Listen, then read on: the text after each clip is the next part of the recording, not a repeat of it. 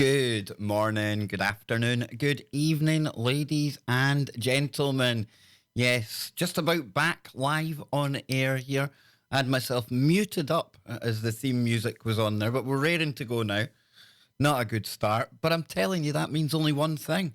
This show can only get better the longer it goes on. And of course, it's the last Kev Baker Show of the week. But never fear, I'll be back tomorrow with Freaky Friday. And I'll also be back tomorrow, I promise, fingers crossed, with a safe space.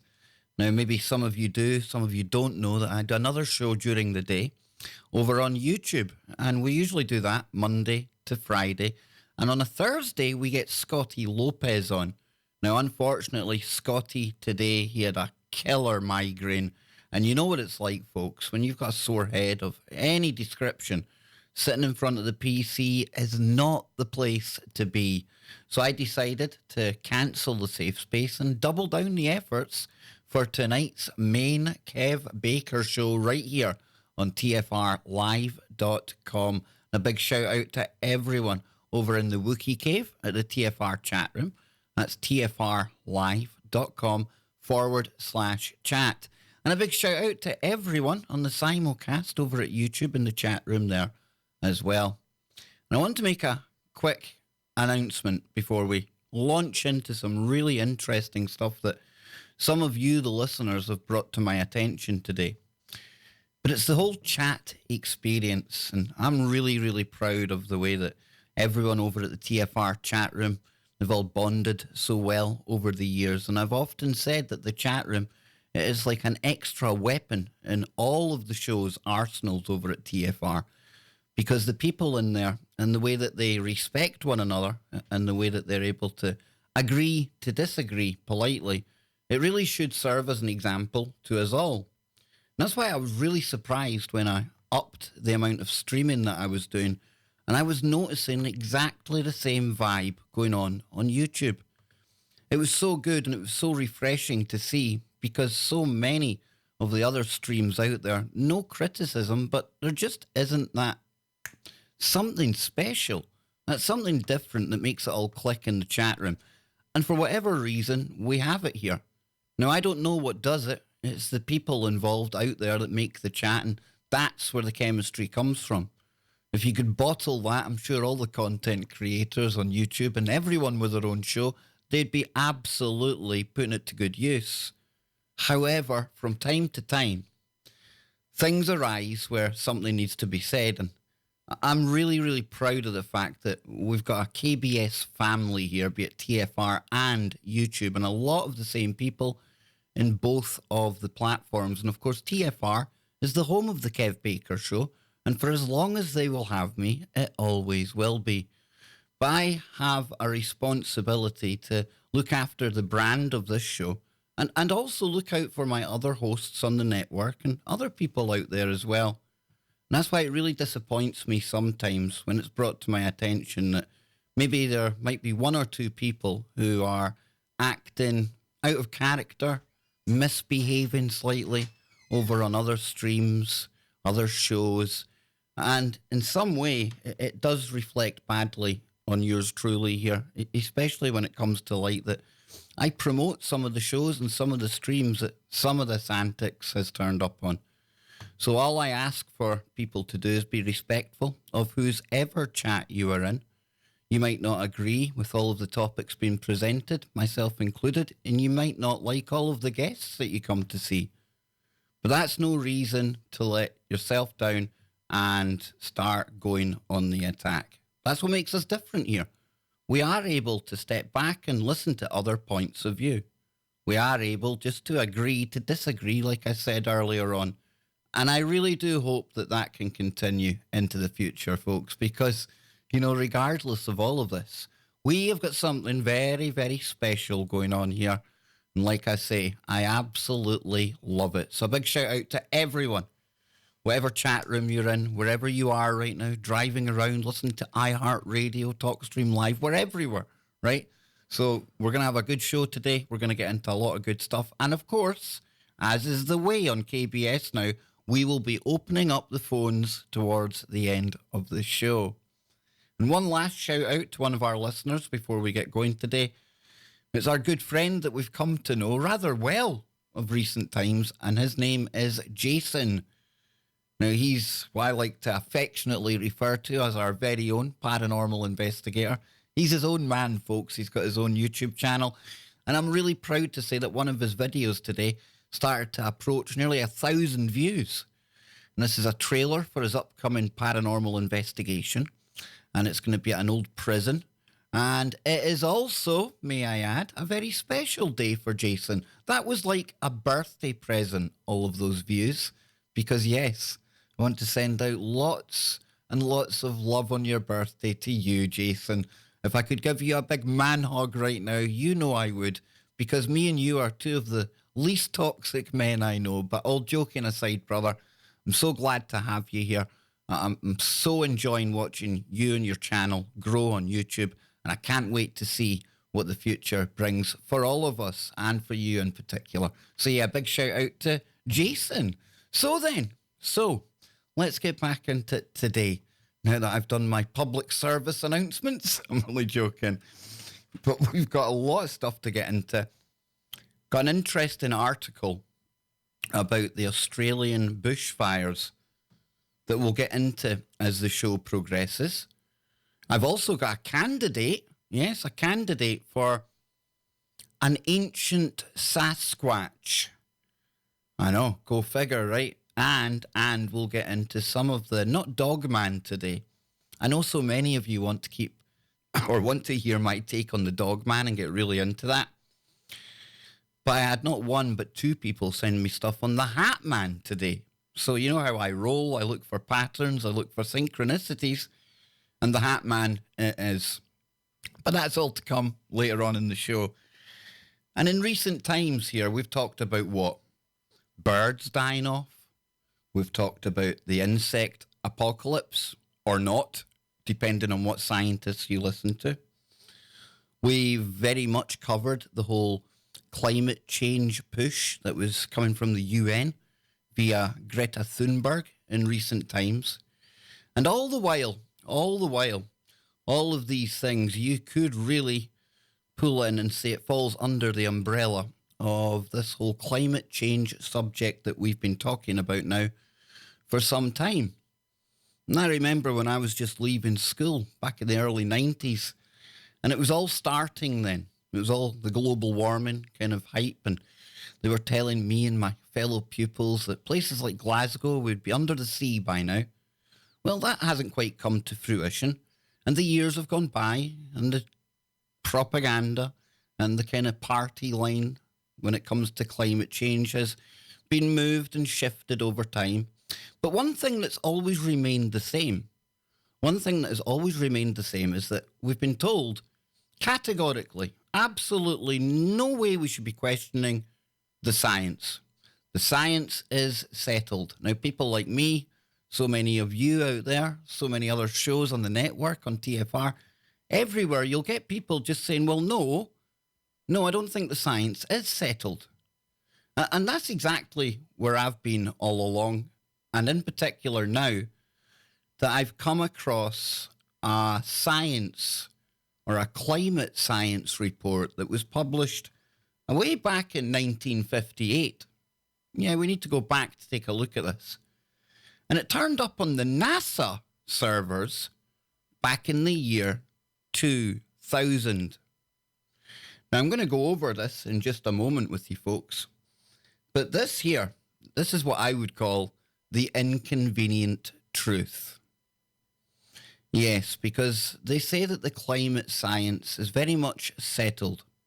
And like I suggested a moment ago, that's ridiculous. It's ludicrous. There's as many scientists saying it's not settled as scientists saying there are. And perhaps the science, the actual hard science, was settled a long time ago. And when it comes to climate science, very, very, very rarely does any of what we're told make any sense. However, when we get into something called the Milankovitch theory, dare I say it, climate science makes common sense. So let's take a look at what I'm talking about here. Don't take my word for it, okay? And I'm going to take you back to the NASA servers that published this, and it was published in the year 2000, okay? We're going to get a brief description of the scientist involved. We're going to look at a theory that I don't think you need to have any level of scientific knowledge to understand. This is so straightforward, it'll make your head hurt. It makes so much common sense that it might even make you laugh. Because I think if we had all been shown this, back in the year 2000 or any time between now and then, this would have made so much sense that it would have obliterated, absolutely decimated the propaganda that we're hearing today. So let's take a look at this, shall we? Let's go over here. And like I say, this comes from a NASA website. Now, I know. People will say, but Kev, NASA always lie. And I'm not going to argue with that. I'm not here to argue with that. But what I'm doing is I'm presenting a theory by a scientist called Milankovitch, or Milutin Milankovitch. And he was born in 1879 and died in 1958. Okay, so this is a scientist, and we can say, okay, if it appears on NASA, we can't trust it. That's up to you. I provide, you decide. And when you start to get into this, and it's not long, and it's not all that geeky, it's really easy to actually understand, which makes it so refreshing. And I want to give Karen, I don't want to give her full name, but Karen on Facebook had posted this on my timeline. Quite funny, really, because usually I don't notice anything on my timeline. And that, I felt the urge to click. And here we are. We formed a show on the back of it. So let's get into this, because you're going to like this. I found it interesting.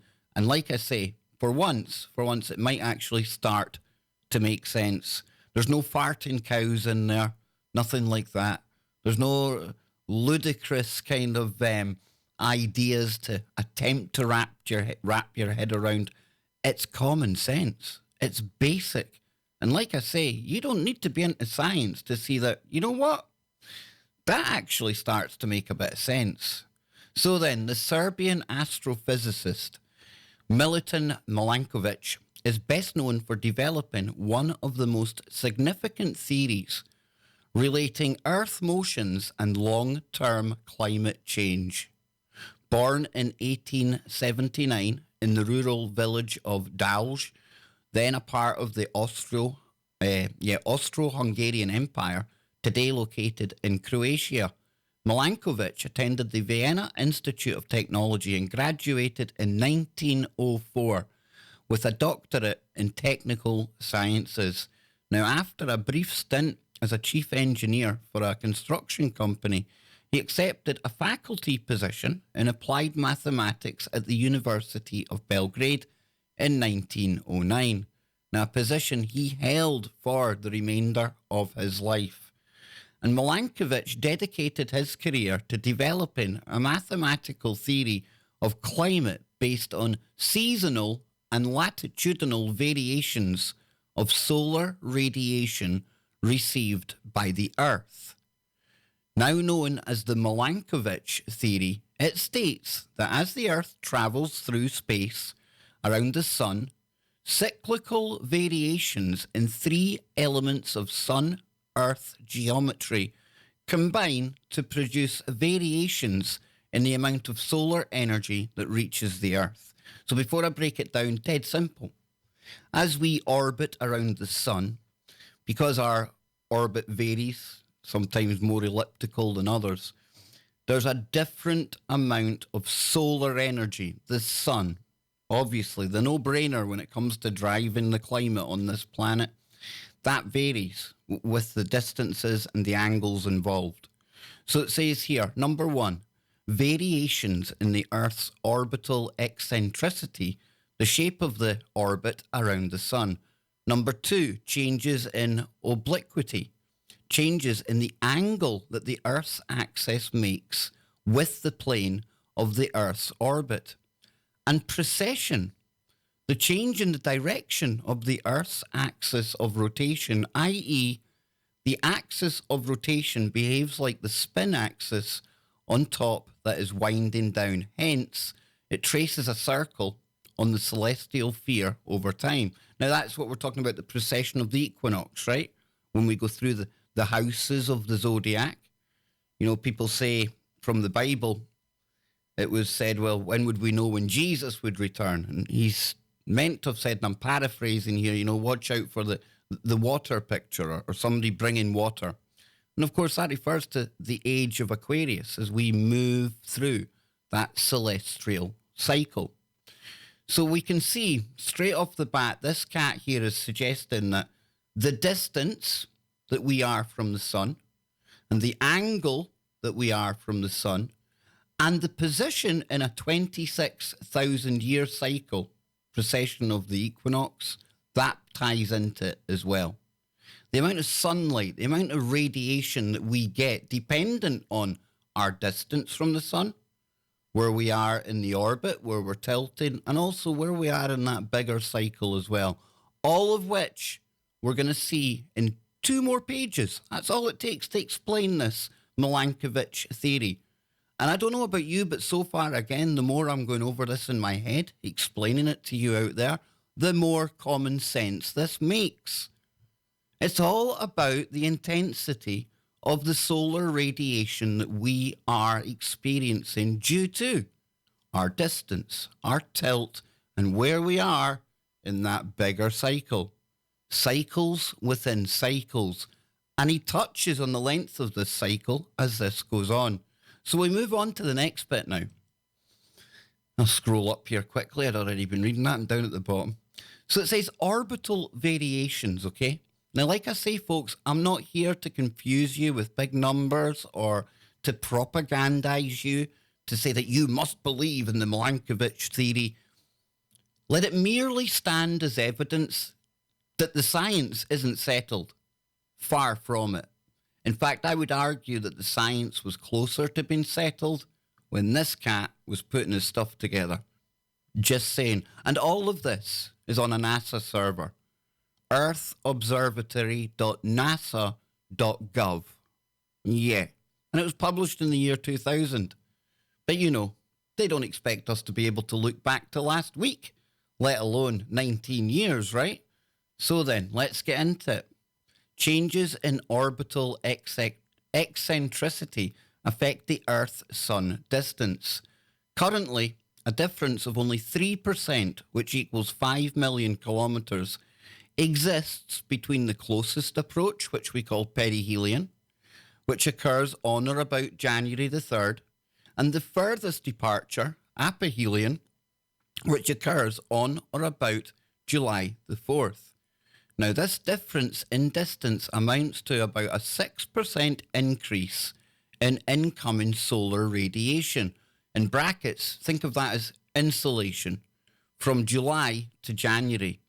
And the shape of the Earth's orbit changes from being elliptical, which they call high eccentricity, to being nearly circular, low eccentricity, in a cycle that takes between 90,000 and 100,000 years. Now, when the orbit is highly elliptical, the amount of insolation received at perihelion would be on order of 20 to 30% greater than at aphelion, resulting in a substantially different climate from what we experience today. And if you think about this whole orbit, the low eccentricity, just think of a perfect circle. And then it gets a bit eccentric, it gets a bit out there, and it just turns into a more oval. It comes close to the sun, but then makes a wider arc out. And when it's at that furthest point away, it stands to reason. You don't need to have gone to university for 10 years and have a PhD to say, well, you know, maybe that distance between us and the sun been different, and maybe the way we're tilting and things, you know, that might actually have a good effect on the amount of solar radiation that we're receiving. And surely that then, if it is, you know, such a drastic effect, it's going to affect our climate. And do you know what, folks? Do you know what? Yeah, it does. So then it talks about the obliquity. Now, as the axial tilt increases, the seasonal contrast increases so that the winters are colder and the summers are warmer in both hemispheres. Today, the Earth's axis is tilted at 23.5 degrees from the plane of its orbit around the Sun. But this tilt changes. It's not always 35 degrees. 25 degrees. During a cycle that averages about 40,000 years, the tilt of the axis actually varies between 22.1 and 24.5. Now, that might not seem much, but when you're talking about a planetary body the size of the Earth, and then this tilt, then it is going to affect the solar radiation that is coming in. Now, because this tilt changes, the seasons as we know them can become exaggerated. More tilt means more severe seasons, warmer summers and colder winters. Less tilt means less severe seasons and cooler summers with milder winters. It's the cool summers that are thought to allow snow and ice to last from year to year in high altitudes and eventually building up into massive ice sheets. There are positive feedbacks in the climate system as well, because an Earth covered with more snow reflects more of the sun's energy into space, causing additional cooling.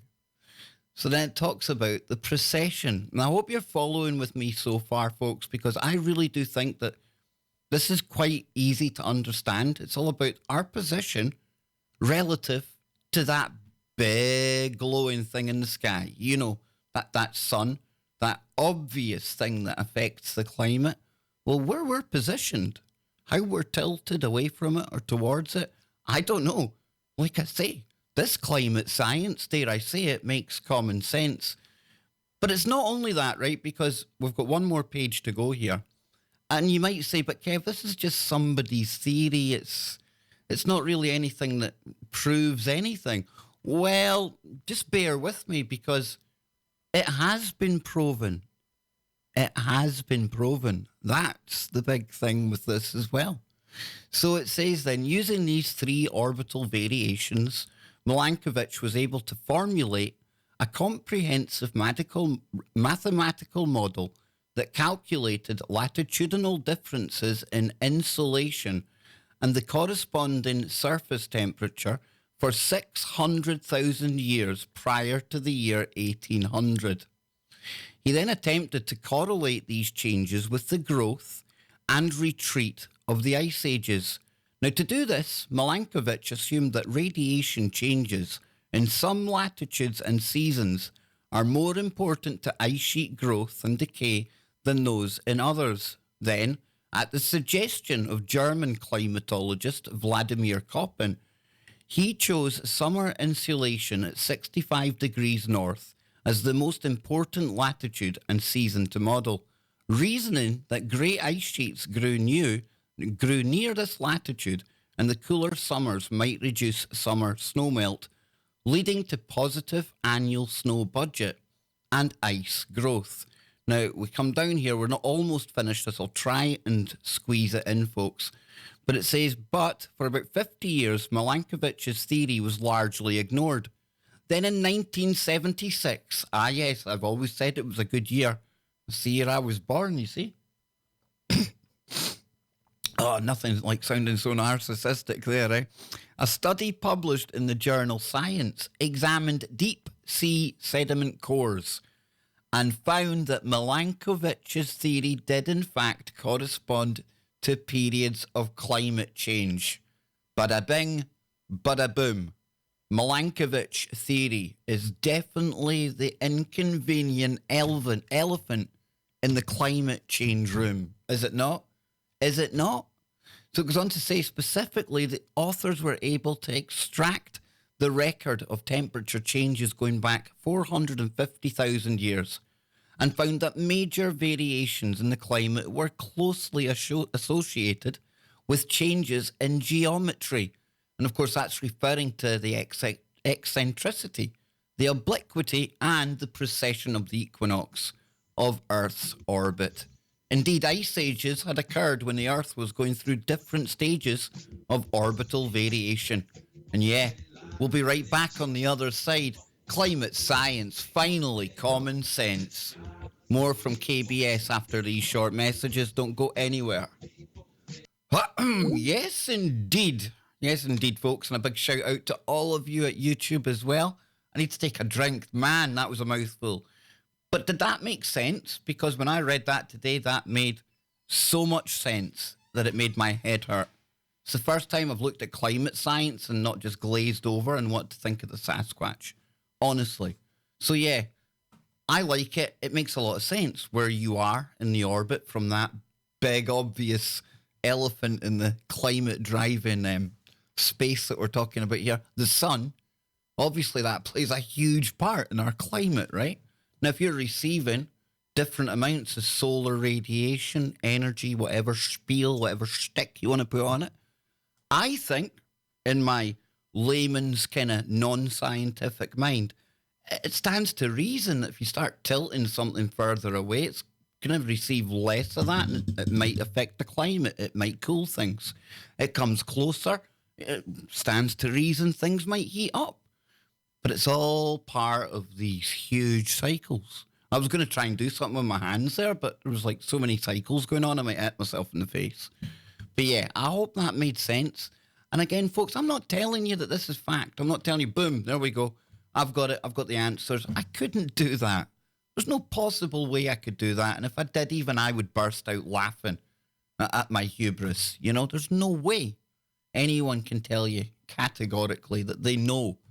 But I tell you what, this year 2000, earthobservatory.nasa.gov, Milankovitch theory, it's something that I'll certainly keep in mind when I'm listening to all of the stuff we're told about the climate. And we're always getting told stuff about the climate, right? Always. Yes, indeedy. So when we come back after the break, going to get into, let me just see now, take this off here. And I'll be coming to the chat room as well, probably at the end of the next break. And we'll be opening up the phones for you to call into the show. So blown away by all of you that are phoning in. It's you are doing yourselves very, very proud indeed. And I'm going to have to up my game. I have to up my game because I want to be the thing that's remembered about the shows, right? I don't want you people coming in here stealing my show and laughing in the background as I said that, but I'm just keeping an eye on the clock as well. We'll be going back to TFR in just a moment. So yes, drink a coffee. Lots to get into, Annie, lots to get into. But when we come back after the break, I think we're going to get into some of the weirdness that's been reported around the Australian bushfires. It's worth throwing out there. I know we've got listeners down in Australia, and hopefully when we open up the phones, we'll get some of those people. I'll really put a big call out to anyone in Australia to call in. No, Anne, I don't just want to hear their accent. Okay, I do slightly want to hear their accent, but no, I'd like to get people down in Australia that are either near to this or they know more about what's going on, because there seems to be, and I'm going to show you after the break, there appears to be some shenanigans going on. It's not me just speculating. We'll find out when we come back. So stand by, folks. We are going to go back live to TFR in just a moment, the home of the Kev Baker Show, the home of the Paranormal Portal, and I see him in the chat room right now. A big shout out to my brother Brent. I'll be over there to get my bedtime stories after I leave here today, Brent. But yeah, so folks, are we ready? 3, 2, 1. There we go. Just like that, we're back, we're live. I want to thank all of you for tuning in to the number one network. And it's the number one network because of all of you.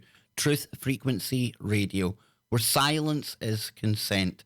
www.tfrlive.com. And if you do me just one favour, all I ask is that you leave a thumbs up on the video if you're over at YouTube. But more importantly, if you're out there listening at TFR on iHeart, TuneIn radio apps, wherever you're listening to the show, if you can get to social media and share a link, not just to this show, but to the network, that would be greatly appreciated. The more like-minded people we can bring together, the entire experience becomes even greater. So yes, with that said, let's get back into it because we've got a lot to get into today. And first part of the show, we were talking about the Milankovitch theory. Now, I never tell anybody what to think. I just dare to dream that with the information I can give to you, it enables you to think for yourself. You may agree with what Milankovitch had put together. You may absolutely disagree with it. But I think it stands as good evidence that, even historically, that there's a lot of science out there that certainly flies in the face of the so-called settled science that 16-year-old girls force down our throat today. And with all of the climate change stuff that's going on, inevitably, when we have natural or unnatural disasters, as the case may be, they all get kind of banded together. They all get kind of thrown in the same kind of talking points and conversation. And in recent times, I've spoke to Ilana Freeland, Deborah Tavares, Jimmy Jeans as well. Last year when all of the fires were going on out in California. And then this year, we had Nano Girl back on the show to talk about that. Now, at the same time as these fires are going on, there's also other fires going on around the world. And it's no criticism of the American people, but the media, be it in the US, in the UK, or anywhere else around the world, they tend to feature and kind of concentrate on the US first and anywhere else later. And again, like I say, that's no criticism of Americans. It's the media machine. It's what they do. But some people could be forgiven for not knowing that there's even fires going on down in Australia right now. So little has been the reporting. Now today, Sid, who we're used to seeing over in the YouTube chat and Discord, he sent me a link to Joseph P. Farrell's latest video. Now, Joseph Farrell is a absolutely amazing author and researcher. He's wrote the Giza Death Star. He gets into the whole kind of Nazi Bell stuff as well. Brilliant guy. And he was covering an article today that I want to cover for you tonight because I think this is really important. And I hope all of you appreciate that. I love a good conspiracy and a good yarn, a good bit of woo. And even at times, I'll openly admit I'm using creative freedom and I'm really going into the far out corners of speculation land, right? However, conspiracies are real and sometimes they do happen. And there seems to be something weird happening around these fires. And I wouldn't dare sensationalize any kind of natural disaster or events that are going on in California or what we're seeing in Australia right now. And I'm not here to tell you that I've got evidence of any super secret space weapons or anything like that. But there's definitely something fishy going on. And I remember speaking to Deborah Tavares in particular and Ilana Freeland on Agenda 21, Agenda 2030, and the uncanny kind of way that the maps in America, the fires, would match up with zoning for these UN programs. Now, I've never really looked into Agenda 2030 and everything else that's just as viable, just as significant, and just as important down in Australia. These are global programs, folks. So I don't know, what's been said about Agenda 2030 down there. And that's why I'm keen to get people to phone into the show as well. Because wouldn't it be interesting if we do find out that there's like some correlation between the areas that are burning right now and places that have maybe been zoned off for sustainability, green developments, whatever they call it.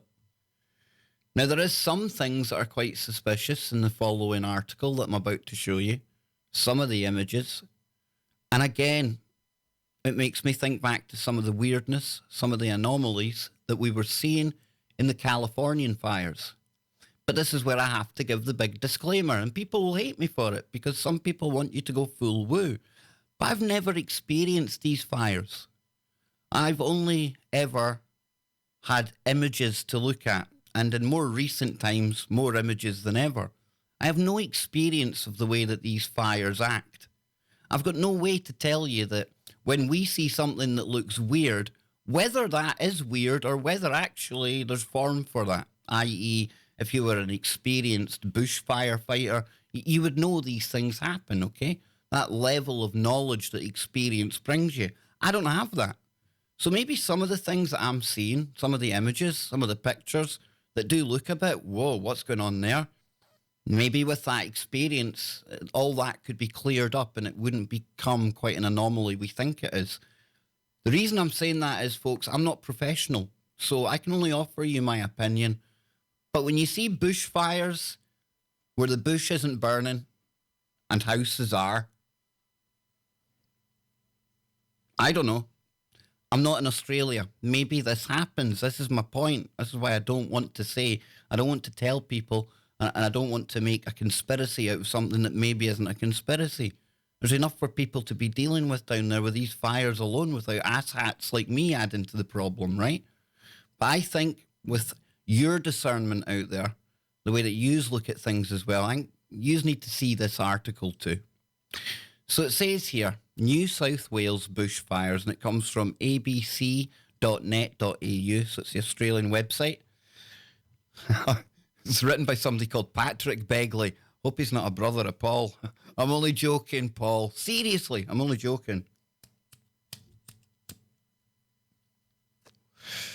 But yeah, let's get into this. So it says, 3 charged for stealing equipment as police probe suspicious blazes. Now that's the first thing. When Sid sent me Joseph Farrell's report, when I seen that the headlines were talking about suspicious blazes, I must admit that's what really kind of hooked me in. And I thought, right, I need to see what's going on here. Because this is something that we've spoken about in relation to the Californian fires as well. And it gets really interesting as you get into this article. So it says here, New South Wales police have charged 2 men with stealing firefighting equipment during Tuesday's bushfire crisis as they probe several suspicious blazes around the state. Now, in a separate incident, officers also charged a 19-year-old with impersonating a firefighter and stealing equipment in Sydney's south. Now, it comes as police investigate 7 suspicious fires across the state on Tuesday. Police are appealing for information about fires at Mumbai, Berkeley, Balgownie, Turramurra, Katoomba, Morisset and the Royal National Park near Loftus. 5 people have also faced penalties over breaches of statewide total fire ban for either using barbecues with an open flame or burning rubbish over the past 24 hours. Let's see. There it is. Police Commissioner Mick Fuller said it was hard to understand why people would take such risks in catastrophic conditions. And unfortunately, we know there are some broken individuals out there who will maliciously light fires, and also have people out there who are just plain idiots and will try and light a barbecue on a day that it's catastrophic, said in the way that only an Australian policeman can. I love it. They're just idiots. So it says it's hard to believe what rock you are living under, not to understand the difficult situation our state is in terms of being so dry and so hot. So fire damaged or destroyed more than 50 homes in New South Wales on Tuesday. At the height of the chaos, authorities issued emergency warnings for 19 separate blazes. Now, the 2 fires at Turramurra on Sydney's North Shore drew assistance from aircraft, given its proximity to suburban homes. And police officers at Lishmore charged 2 men. Now, this is the bit here. This is where it gets a bit weird. Police officers at Lishmore charged 2 men after they were found with emergency service paraphernalia, including New South Wales Rural Fire Service uniform patches, documentation, equipment, and helmets. And then it moves on. It doesn't go into any more about them. I'll come back to that in a moment. Meanwhile, police said the 19-year-old was found riding a scooter in the national park dressed as a firefighter. Now, let's discount the 19-year-old for now. Let's just say he could be one of these people that just want to get out and about there and bit of tomfoolery. I don't know, like the police officer said, there's people are idiots. But think about this. Police officers at Lismore, charged 2 men after they were found with emergency service paraphernalia, including New South Wales Rural Fire Service uniform patches, documentation, equipment and helmets. Now, it doesn't even go on to say, well, what were they doing? Where did they get the uniforms? Where did they get the documentation, the equipment and the helmets? And what was their role? Why were they there? Because I tell you what, folks, if I was talking about some kind of terror event, something like that, and we heard about individuals that were dressed up as first responders with the correct documentation, with the correct equipment, the correct helmets, everything they needed to be where they shouldn't be, then that would be raising red flags everywhere, wouldn't it? And that's why I really hope we can get people from Australia phoning in to see what they've got to say about this, especially if they know about how Agenda 2030 is set to affect Australia. Is this one of these zones like in California that we've seen just coincidentally lining up with Agenda 2030 maps? You know, I don't know. It's just something about that doesn't sit right at all. Something doesn't seem right. And we see time and time again when these fires do start naturally, there's always people out there for whatever reason, arsonists, firebugs, you name it, that they want to go and make them unnatural fires. But you very rarely hear about people being arrested with emergency service paraphernalia, including New South Wales Rural Fire Service equipment, uniform patches, documentation, equipment and helmets. That sounds like they had all of the correct paperwork and everything that they needed to be in places, like I say, that they shouldn't be. And there's nothing more about them. Who are they? What were they doing there? And what was the outcome of them being arrested and the investigation that I'm sure must be going on now? I suspect we'll never hear about these two again. I suspect we'll only ever hear about a 19-year-old who was riding about on a scooter dressed as a firefighter. Why? Because there's no bigger story there. That's the full story. That is it. The idiot was driving about on a scooter as a firefighter, whereas these two, it sounds like there's something far more nefarious going on there. And again, I don't like to add fuel to the fire, pardon the pun here, and try and look for conspiracies where maybe some don't lie. But isn't it a conspiracy when you've got two or more people like getting together in secret and then doing everything they needed to obtain the correct patches, equipment, helmets and everything else to get them into a location where they shouldn't be at a time they shouldn't be there? Isn't that by definition people conspiring to do something? I think it is. I know it is.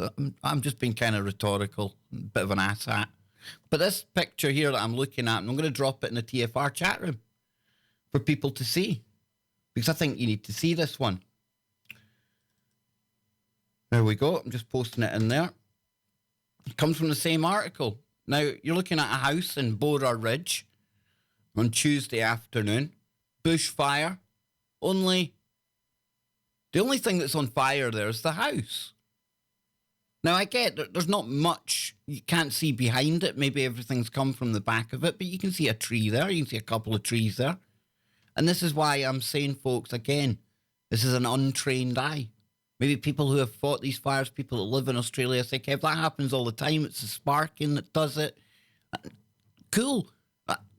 Like I say, I'm just saying that when I look at that, I can't blame people for thinking, there's something weird going on there. It's almost like it's taking the houses out and leaving everything else behind.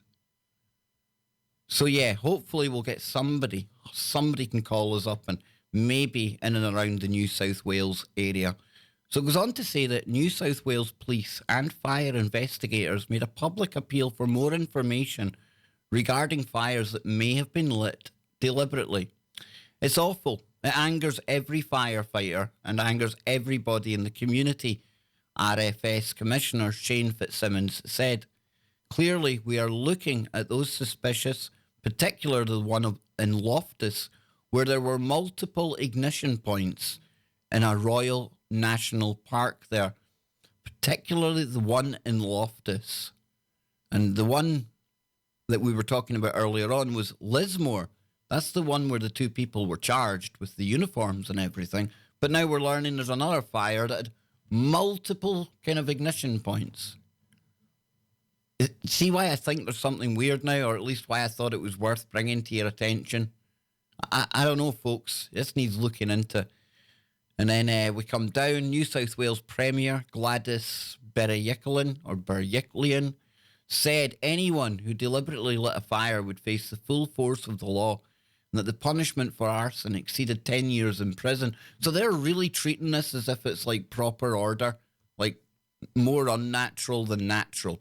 And I get it. Naturally, that area is tinderbox time, right? This time of year, going into the summer. And I know that we've got Ken, somebody called Ken in the chat. I think it's Illum Kenati. Not sure if he's in there today. I've not had a chance to look at many of the chat rooms. But I remember last year when, I think it was last year, maybe the year before, but the bushfires were getting close-ish and he was having to go away to the beach and things. So I know that there are people out there that this directly affects them.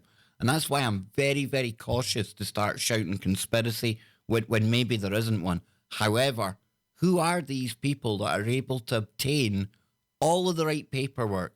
You're not talking about just, your average Joe Blogs making it in there and sparking a match. These are people that's a lot of planning, a lot of preparation, folks. And they're wanting to get right in about where these firefighters are like tackling this. I don't know, like I say, my stomach, even the more I talk about it, it's saying, bang, Kev, I'm telling you, there's something more here. Now, will we get anywhere closer to the truth? I don't know. So it says here that the RFS said at least 50 homes were damaged or destroyed in the blaze around the state on Tuesday. Brings the total number of homes affected by fires in New South Wales over the past week to more than 200. Authorities said at least 21 people were injured in Tuesday's fire, including 13 firefighters. And early estimates are, just as a result of yesterday's fire spread and fire activity, Commissioner Fitzsimmons said, we could be seeing an order of another 50 homes damaged or destroyed as a result of those fires spreading across the landscape. And Commissioner Fitzsimmons said that the state should expect below average rainfall and above average temperatures in the coming months. And a prominent bushfire expert warned residents should brace for more days of potentially catastrophic bushfire risks in the coming weeks. It ain't over. It's as simple as that, said Ross Bradstock, the director of the Centre of Environmental Risk Management at Bushfires at the University of Wollongong. It looked like we're locked in this pattern at the moment of no rain and one or two major cold fronts a week. The fronts being hot, gusty conditions in front of them, elevating the risk of fires breaking out and spreading. And there's just some more images there of what it looks like. I mean, it's just that orange glow. And again, like I say, Australia, bushfires, I'm not saying that this is something that doesn't happen, folks. Please don't think I'm the last person to want to try and sensationalize a story like this. But it does seem really, really weird. And that whole bit there, it just troubles me. It just makes me think there's something far, far bigger going on when you're looking at people that are getting the right documentation, the right accreditation to be where firefighters are in a situation like this. And then think of the people that do live in these areas. I remember Nano Girl talking about some of the insurance policies and the fact that people just can't afford to insure their homes anymore over in California. Is this what's happening in Australia as well? Shocking. It truly is shocking. But yeah, hopefully we can find out after the break. When we come back for hour number 2, we'll shove the phones on. We'll see what people have to say about this. But I've also got another couple of stories as well when we come back after the break. In fact, I might get into one of them right now. And if Brent is still in the chat room, Brent, I think Brent's going to love this, because what if I was to tell you, folks, what if I was to tell you that I have got a candidate? Yes, I've found a cat. Well, I haven't found a candidate, but an ancient ape that could well be connected to the Sasquatch. And I say that because of the description and everything else involved. Yes, indeed, folks. So get a load of this before we go to the break. Have we got the ancient ancestors of the Sasquatch now discovered? So it says here, a giant ape that lived 2 million years ago, stood 10 foot tall and weighed 94 stone, is closely related to the modern day orangutan. And it says here, at nearly 10 feet tall, weighing more than 94 stones, it was truly the king of swingers. But humans cannot claim a giant ape, which is the largest primate ever seen, as part of our own family tree. Oh, here we go. The Gigantopithecus. Wow. The Gigantopithecus blacki, or blackie. And no, I'm not being racist, folks. And all you woke people out there, don't think I'm being racist. Come on now. Which lived almost 2 million years ago, is in fact more closely related to the modern day orangutan scientists have discovered. So this giant ape is a creature of fascination, having stood taller than some elephants at a hulking 3 meters tall. Look at that thing. Wow. 10 feet tall, folks. Now, let's think about some of the reports we've heard about the Sasquatch, shall we? A big apey looking thing, right? Right? I'm not saying that the Sasquatch is one of these, but we're not related to these. I wonder if the Sasquatch is. I wonder if it is. It says its enormous teeth, once sold as dragon's teeth in Chinese drugstores, led some experts to believe it was part of the human family tree.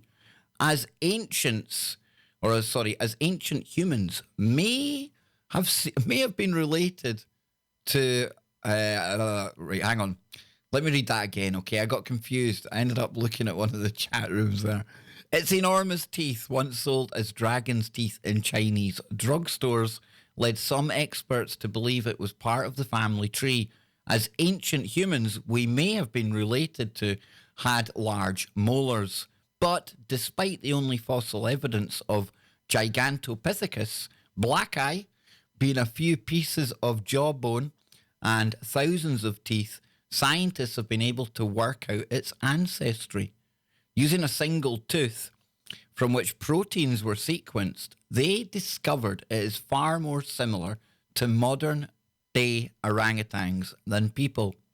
While we cannot claim such a fearsome creature as an ancestor, the breakthrough discovery could also shed more light on the human family tree. If proteins can be analysed from fossil remains, it means we can look much further back than 400,000 years ago, beyond which DNA found in human bones is usually degraded and disappeared. Now, Dr. Frido Welker, first author of the study of Gigantopithecus blacki, I love that word because it's one of the few big words I can say. I think I might get that tattooed on my ass, honestly. So from the University of Copenhagen says, primates are relatively close to humans, evolutionary speaking, if you play the evolutionary game. And I'm just throwing that out there because I know so many people don't adhere to what Darwin has told us. So this means that we can potentially retrieve similar information on the evolutionary line leading to humans. But I don't know, folks, when I've seen this today, when I've seen the headline, a giant ape that lived 2 million years ago, stood 10 foot tall, weighed 94 stone, and it's got red hair, red gingery hair. I didn't know if I was looking at a story connected to the Sasquatch or the Nephilim. And if you speak to Joe Joseph, if you speak to Bill Bean, there's not much of a difference between the Sasquatch and the Nephilim. And I'm not criticising that and I'm not endorsing it. I'm just telling you that that's what they say. Something weird, huh? Something weird. And we'll be back on the other side. I'm going to continue this weirdness. Oh, yes. And we're opening up the phones. If you're in Australia, I really want to speak to you. We'll be back after these short messages, and don't go anywhere. We'll be right back. There we go, folks. There we go. Yes, indeedy. Lisa in the chat room. Yes, we'll go for a tap party. Yes, I want Gigantopithecus on my butt cheeks. There we go. No self-respecting scientists believe that evolution is a thing. Oh, there's lots that do, though. There are lots that do. There's people that have made their career as evolutionary biologists and things. I don't know. I'm open to the fact that, well, I've got another theory that we can present when we come back after the break while we're waiting for the phone calls. You see, who was it said that? Julie, I've got your back. You see, I knew you were going to ask that. And I knew there was going to be somebody in there that said no danger. And listen, I'm with people that say no danger, but I can go the other side and look at evolution and say, well, okay, I see where it's going. I see what you're saying. I'm open. But there's some scientists out there that have come up with a brand new theory.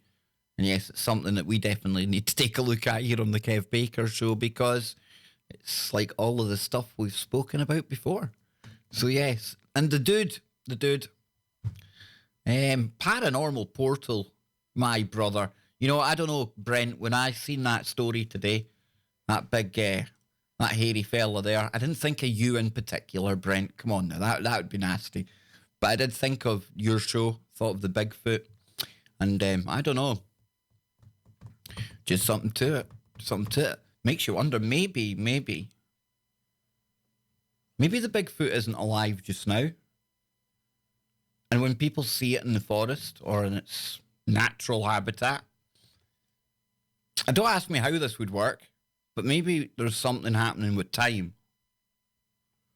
Maybe we're seeing things going on in the forest that haven't happened for millions of years. Don't ask me how that would work. But at the same time, don't ask me how half of these people that go missing in the national parks of America and then turn up here, there, everywhere, and sometimes nowhere. Don't ask me to explain that either. I don't know how that would work. I wonder. Something magical about the forest. Something truly magical. And I urge you all, head on over and check out Brent's channel. He was out squatching.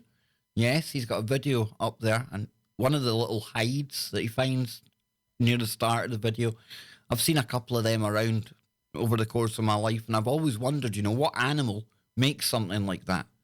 And of course, here in the UK, we don't call them skunk apes or yetis or Sasquatch. We've got the wild men. And of course, we had a caller the other night from Scotland, Alan, who was talking about the dog man. And the dog man is something I'm really, really keen to get into. But I'm not going to talk about dog man myself. And I've touched base with Linda Godfrey. I know Brent's had Linda on as well. An absolutely fabulous woman. And talk about the authoritative source when it comes to dog men and so many of the other cryptids. I would rather save the dog man for when Linda comes on. Does that make sense? I hope it makes sense. But here we go, folks. We're going to come back now. Just watching the clock, and we'll get back to it. Yes, I hope you're enjoying the show so far. I really do. Thank you all for giving me your time today. If you want to support the stream, become a member. I'd love you to become a member. We've got Super Chat. We've got chat stickers. We also have PayPal. And of course, only support me and the stream if you can afford to do so. If not, just sit back, relax, and continue to watch until your heart is content, because I ain't going anywhere. So here we go. Getting ready to come back live now. Yes, indeed. And King in the YouTube chat, he was trying to name my little big-eyed beastie that Fred sent me. So we need names for the big-eyed beastie. Here we go, folks. Going back live now.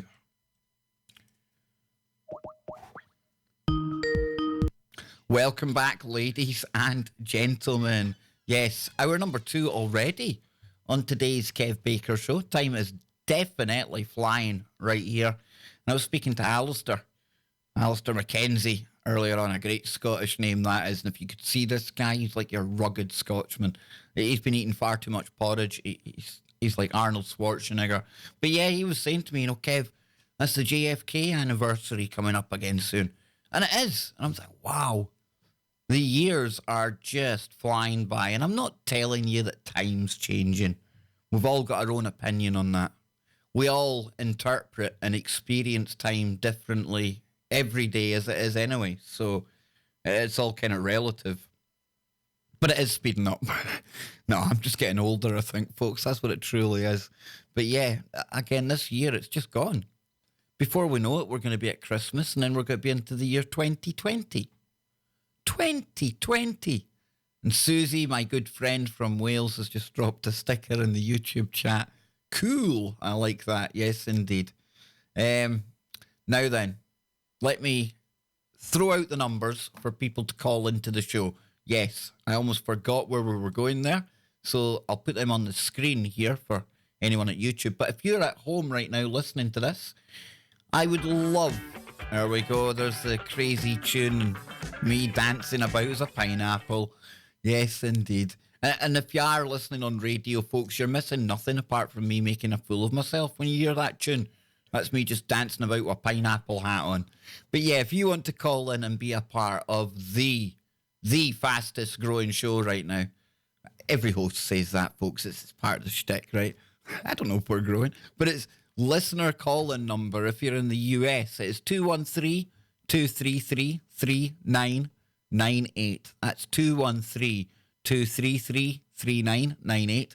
If you're over here in disjointed Britain, I mean United Kingdom, it is 0044 203 393 2871. That's 0044 203 393 2871. And yes, I will remember right now to add the phones. I'm terrible for doing that. Telling people to phone in and then just like not putting the phone on. It's like possibly, is there like anything ruder in the world of being a radio host? Probably not. So yeah, that's the phones on, folks. If you want to call in, please do so. But before we get there, okay? Yesterday on the show, we were talking about the insect apocalypse and how it was some scientists say we're in trouble because of the insects disappearing. Yet at the same time, we had scientists on looking at the same exact information and saying it's all cool, everything's good to go. In fact, it's so good we can actually start taking insects in our diet. And in fact, things are so good, it's okay to have happy, fun time with the insects, okay? It was getting bizarre. But at one point, I said yesterday, how on earth's name, how are you meant to know, right, if the numbers of insects are dwindling in the first place? How on earth's name are you meant to put any kind of ballpark figure on the number of ants in the world? And then you start breaking it down into all the different species of ants. And that's just one kind of classification, So it must be, what I'm trying to say is it must be near impossible for them, A, to know the numbers, and B, to know if anything's extinct or not. Because really, how can they have a handle on where every single insect is on the planet at any one time? You get me? You feel me? Well, see, I think that is ridiculous. I don't think that's doable. Now, is it noticeable maybe that some numbers of different species are down and things? Absolutely. But, in this day and age anyway, just because they say something's extinct doesn't really mean that it's extinct. Because this story turned up today as if like a gift from the podcast gods. As if to say, Kev, when it comes to extinction, always bear this in mind. And what I'm talking about is that scientists thought that this creature was extinct for 30 years. But guess what? It returned. I like how it says it returned. Ever think it maybe never went away? And it's just that whoever was doing these studies kind of slipped up and didn't see them. I don't think it ever definitively went away for good, but did. Maybe a problem with it coming back. You feel me? So, says here, wildlife conservationists are celebrating this week as the silver-backed chevrotain, a diminutive deer-like species thought to be extinct for 30 years, had been spotted in Vietnam. There was a question mark hanging over its current status. Andrew Tilker, Asian species officer at the Global Wildlife Conservation, told New Scientists. Erasing that question mark was a huge deal for us. So yeah, just a quick story to kind of highlight the fact that, you know, when we hear about anything going extinct, in particular the insects, you've got to think about it logically. How on earth's name are they able to keep a handle on that? And just because they don't see an insect of a particular variety for a couple of years or two, is it really gone?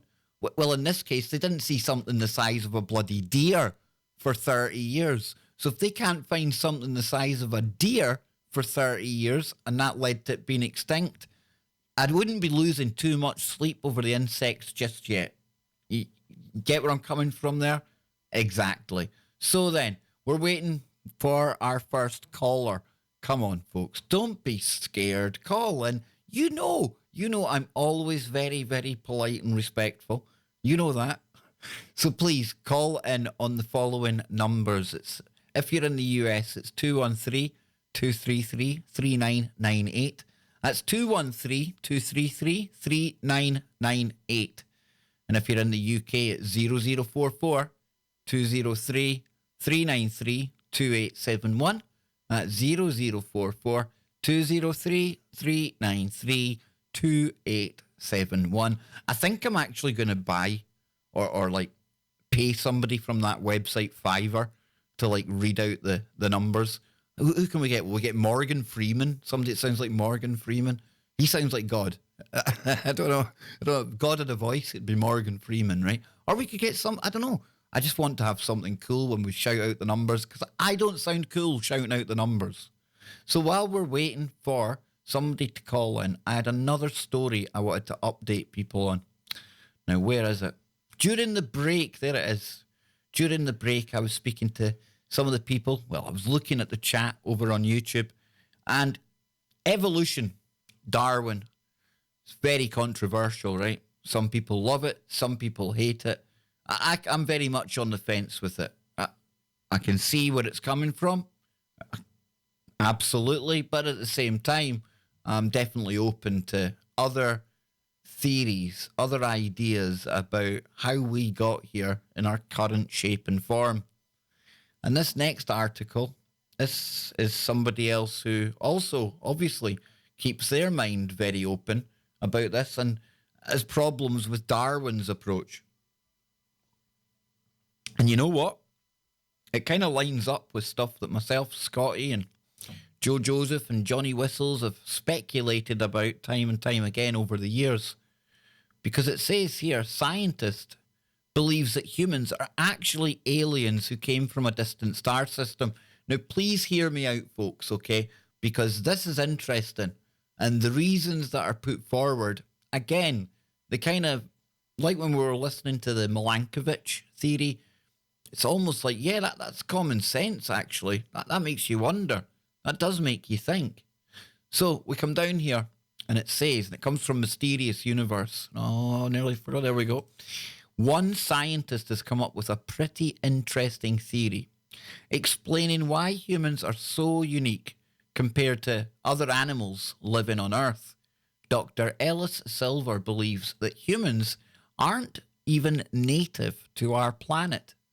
In fact, he says that humans were transported here between 60,000 and 200,000 years ago from another star system, with Alpha Centauri being the most probable location. Now, Alpha Centauri, that's the place that the Russian billionaire Yuri Milner and the now late Professor Stephen Hawking, they were doing that. Remember the mini spaceships that they were sending as like a message to Alpha Centauri? Remember that? We covered that on the show here. I'm trying to remember the name of the Starshot, something like that. Can't remember the name of it. But yeah, the Alpha Centauri was where they were aiming for. And I think in terms of light years, I think that's one of the kind of closest locations. So this scientist, Dr. Ellis Silver, he's putting forward the idea that maybe we come from somewhere else. He said that by humans originating on another star system, it explains why we sometimes have problems adapting to our own environments, such as not being able to tolerate certain foods or not being able to stand strong rays of sunlight. Now, he also said that the reason why so many people suffer from back pain is because our bodies evolved on a planet with much less gravity than Earth. Now, I find this really, really interesting because I've had this conversation with many people. And it's Anne's sister. She's like gigantor, isn't she, Anne? She's like huge. We call her legs because that's all she is. She's just legs, right? But we've had this conversation because she gets back problems and things. And she's adamant, absolutely adamant. It's an unqualified adamancy she's got about this, that we come from somewhere else. And this is her point, isn't it, Anne? Because our backs can't put up with the way the planet is. Now, I contest that Julie is built wrong in the first place, and she's just far too tall. But many people do complain about this. And could it be then, that our bodies, as opposed to evolving here on this planet, survival of the fittest and all the rest of it, and us being the very best that we can be, could it be that we actually came here from somewhere else? What do you think? I'll let you think about that as we continue to read on down. So it says here, so how did we end up being transported to Earth from another planet far, far away? And before I go on, think about this here. Think about this little conundrum, this little thing about the gravity. Isn't that what we often talk about when we say that humans may not be able to go and live elsewhere in the solar system? Or I know it's a bit out there, fantastical to think about interstellar, other planets, other star systems as well. Because we're not made on that planet, because we're not used to those conditions here. But yet here we are, we think about this. We're not even made for the conditions here.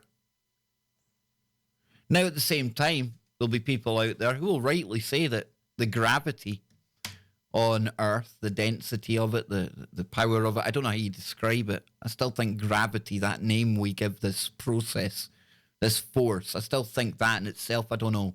I'm not denying that the thing that gravity, the effect of it exists. We see it all the time. You throw something up in the air and it comes back down. But is that to do with mass or is it to do with attraction and the electric universe? I don't know. It doesn't matter. But the point being that people are right. This planet did used to be different. And again, I'll go back to my good friend Joe, and hopefully Joe will be back tomorrow for Freaky Friday. But he does talk about the time when the giants were yay tall. And people in the Bible lived for hundreds of years. I always remember him telling me that a bunch of grapes looked like something that I couldn't even wrap my head around. And because of the difference in the density of the gravity. And I'm also somebody that believes in the expanding Earth theory. I don't believe in it. I like the idea of it. That over time, there's certain events and the Earth gets bigger. How would that happen? Well, lava comes out of volcanoes and that adds to the land masses and slowly builds up. And that's how we get our layers where we can dig down and see into the past. All futures go on top. Stands to reason, right? And does that mean that at one time our physical form was okay for the conditions that were there then, but we just haven't evolved over time with the conditions? Well, if that's the case, that kind of puts your evolution thing out the window because we should still be evolving, right? It doesn't switch off. There's not somebody comes along, or is there? Did Darwin say that? There's just a gene in humans that said, right, we're done now. Party's over. No need to, keep adapting and altering to make sure that you can be the fittest you can be for the environment around you. No need for that. I don't know. But let's continue down here, because this is interesting, I think. So how did we get here? Dr. Silver has a theory on that too. One reason for this is that the Earth might be a prison planet since we seem to be a naturally violent species and we're here until we learn to behave ourselves, he explained. Oh, think of that one, eh? Are we quarantined? Are we? I don't need to ask, are we? Look around you. Of course we're a violent species. We can't even get on with one another, let alone going out there into the cosmos where goodness knows what antics and trouble we would be causing.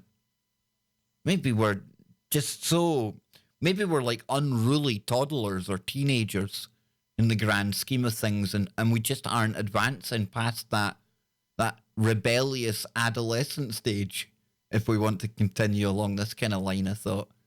It's interesting. I don't know. Maybe we are. It's not the first person that's called Earth a prison planet.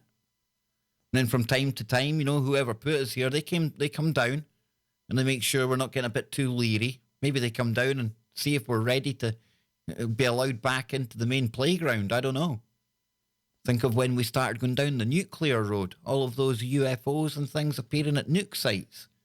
Was that the jailers, the wardens sent in to give us a slap on the wrist? I don't know. So he says he came up with his fascinating theory one day while he was, hang on, we've got a caller. We've got a caller on the line. Yes, indeed. And we're going to the UK. Welcome to the Kev Baker Show. How are you doing? And what is your name?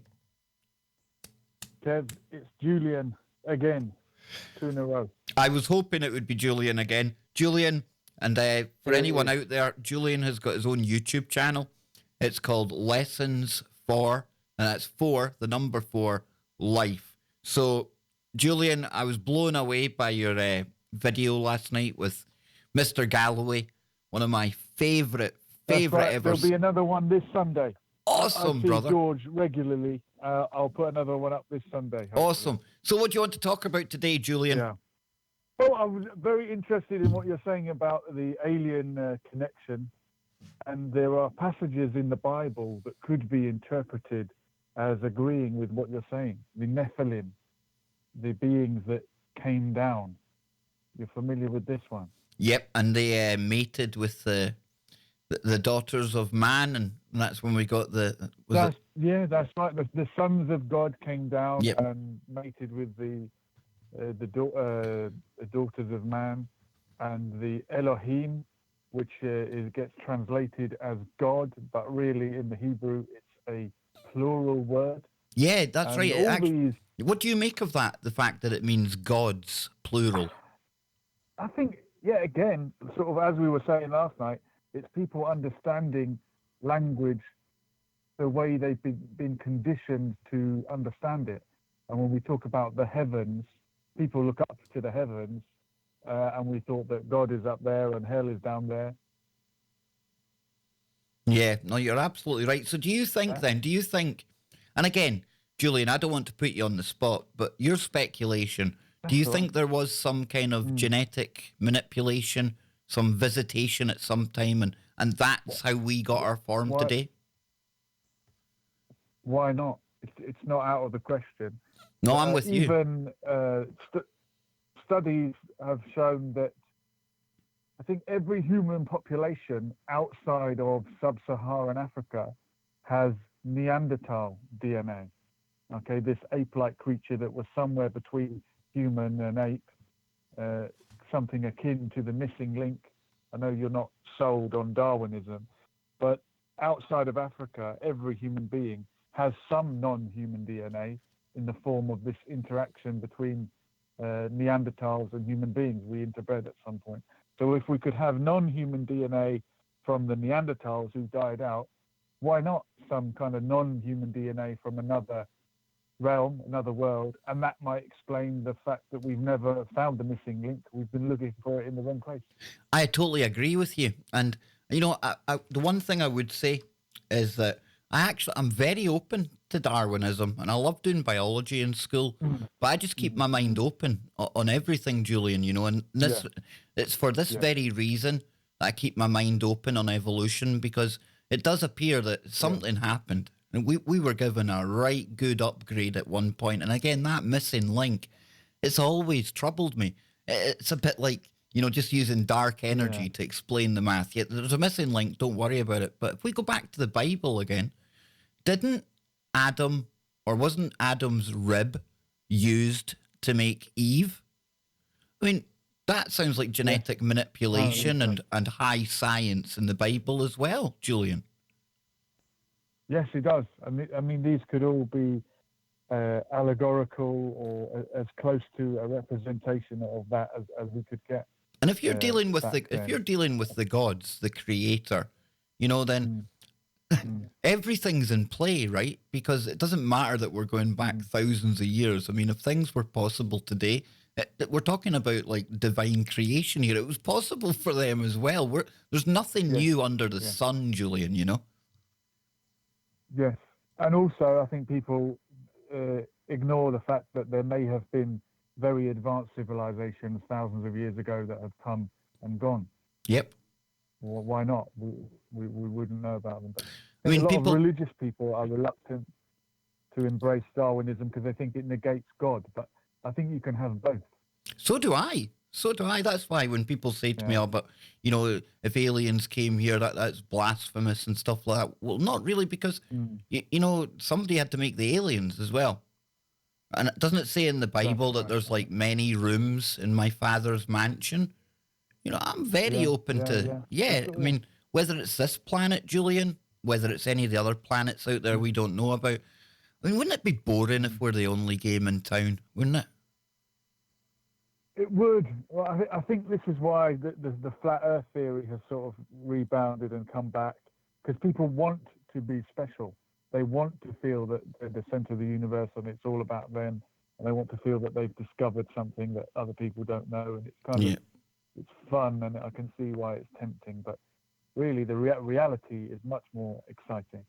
Exactly, and reality is far stranger than fiction. Now, Julian, I'm going to have to let you go because I've actually got a caller on the line from Australia. No problem, yeah. No, welcome the next caller. Brother, thank you so much. And listen, to chat to you again. Thank you. Dude, you phone up anytime, and if there's anything I can do to help your YouTube channel, just reach out. That's what I'm here for, right?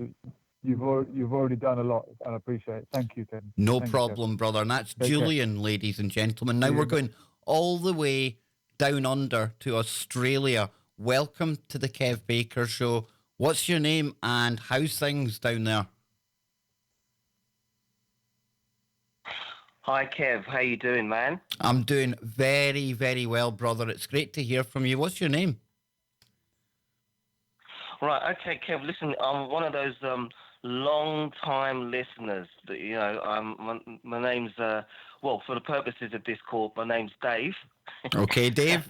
I'm originally from London, but I moved to New South Wales about 10 years ago. Oh. And so can you tell us what's going on there? I mean, what's going on there, man? Because that story I read out earlier on, it seems really suspicious. But because the people like you live there, Dave, and I don't want to like overhype things if this is something that's not really a story. So what are you seeing down there? Well, look, over the few years, Kev, let's just let's bear in mind that I'm probably a bit more aware of, various agendas. Let's put it that way. Okay, global agendas, and the fact that, whether we want to admit it or not, our governments do have weather modification technology. All right. Now, on the ground, the last few years, we've seen some extraordinary summers. I remember a couple of years ago, one summer, Sydney had recorded a temperature of 54 degrees. Now, I used to make the comment that the heat wasn't coming from the sun. That heat, it was as if it's the kind of heat you'd get from hot oil. Like, say you left the oil in the frying pan, basically, and you've got that searing, really, really unsettling heat. And the skies basically had been chemtrailed to crazy degree. And I remember, 5 months ago, I moved to Victoria, and I remember saying to my partner here that, look, I can guarantee you this year's bushfires are going to be, quote unquote, the worst ever. And we would probably be seeing events similar to what's happening with California. And spot on, right on cue. That's exactly what's happening. Dave, can I get you to call back after the break? I'm really keen to get into more of this with you. We'll be back after 3 short minutes. Sure, not a problem, mate. Thank you, Dave. Thank you so much. Folks, we'll be back in 3 minutes. Don't go anywhere. Now, this is exactly what I'm talking about, folks. Real people on the ground where we're left to maybe speculate and try and guess what's happening. But now we've got Dave down there. I absolutely love doing this show. I really do. And thanks to TFR, thanks to all of you out there. That's how we're able to do this. And the more that we're able to bring real people onto the show, I don't know, it just adds an entirely different dimension to it. Makes it feel more newsy as well. And again, it gives us that coast-to-coast Clyde Lewis kind of feel. And again, I can't thank the people that phone in enough. I really can't. And it was Julian. Again, I'm loving Julian. I really am. And the work that he's doing. And he's going to have another video with George Galloway coming out. When it gets to after the stream, folks, we've got one more segment to go. Please hang around. I'll probably stick around for 10, 15 minutes because I want to show Jason's video again. I want to show Julian's channel. And I want to help these people that are helping us here on the show as well. We need to pull together, be a team, as opposed to standing apart or standing separately and falling apart. So I just want to thank you all again. But what Dave's getting into here, that accent, lucky it's a male. That's all I can say, or Anne would be sitting throwing the shoe at me right now because that accent is absolutely quality. And there's a better accent than me on the show. Can you believe it? But a big shout out to Dave. And if there's anyone else down in Australia as well, please, please, please don't hesitate to call in. As you've seen there, I was gutted that I needed to let Julian go. But because of this story with the fires in Australia, I've got a good heart feeling, a good gut feeling that me and Julian are going to do shows, and we'll hear from Julian coming back on the show again from time to time. But this is one that's time critical. Again, we've covered the Californian fires at one point. We've got lots of people over in the US. And we've also got lots of listeners, as we're hearing right here, down in Australia. And of course, Australia is somewhere that I genuinely, genuinely love, and I'd love to get there one day.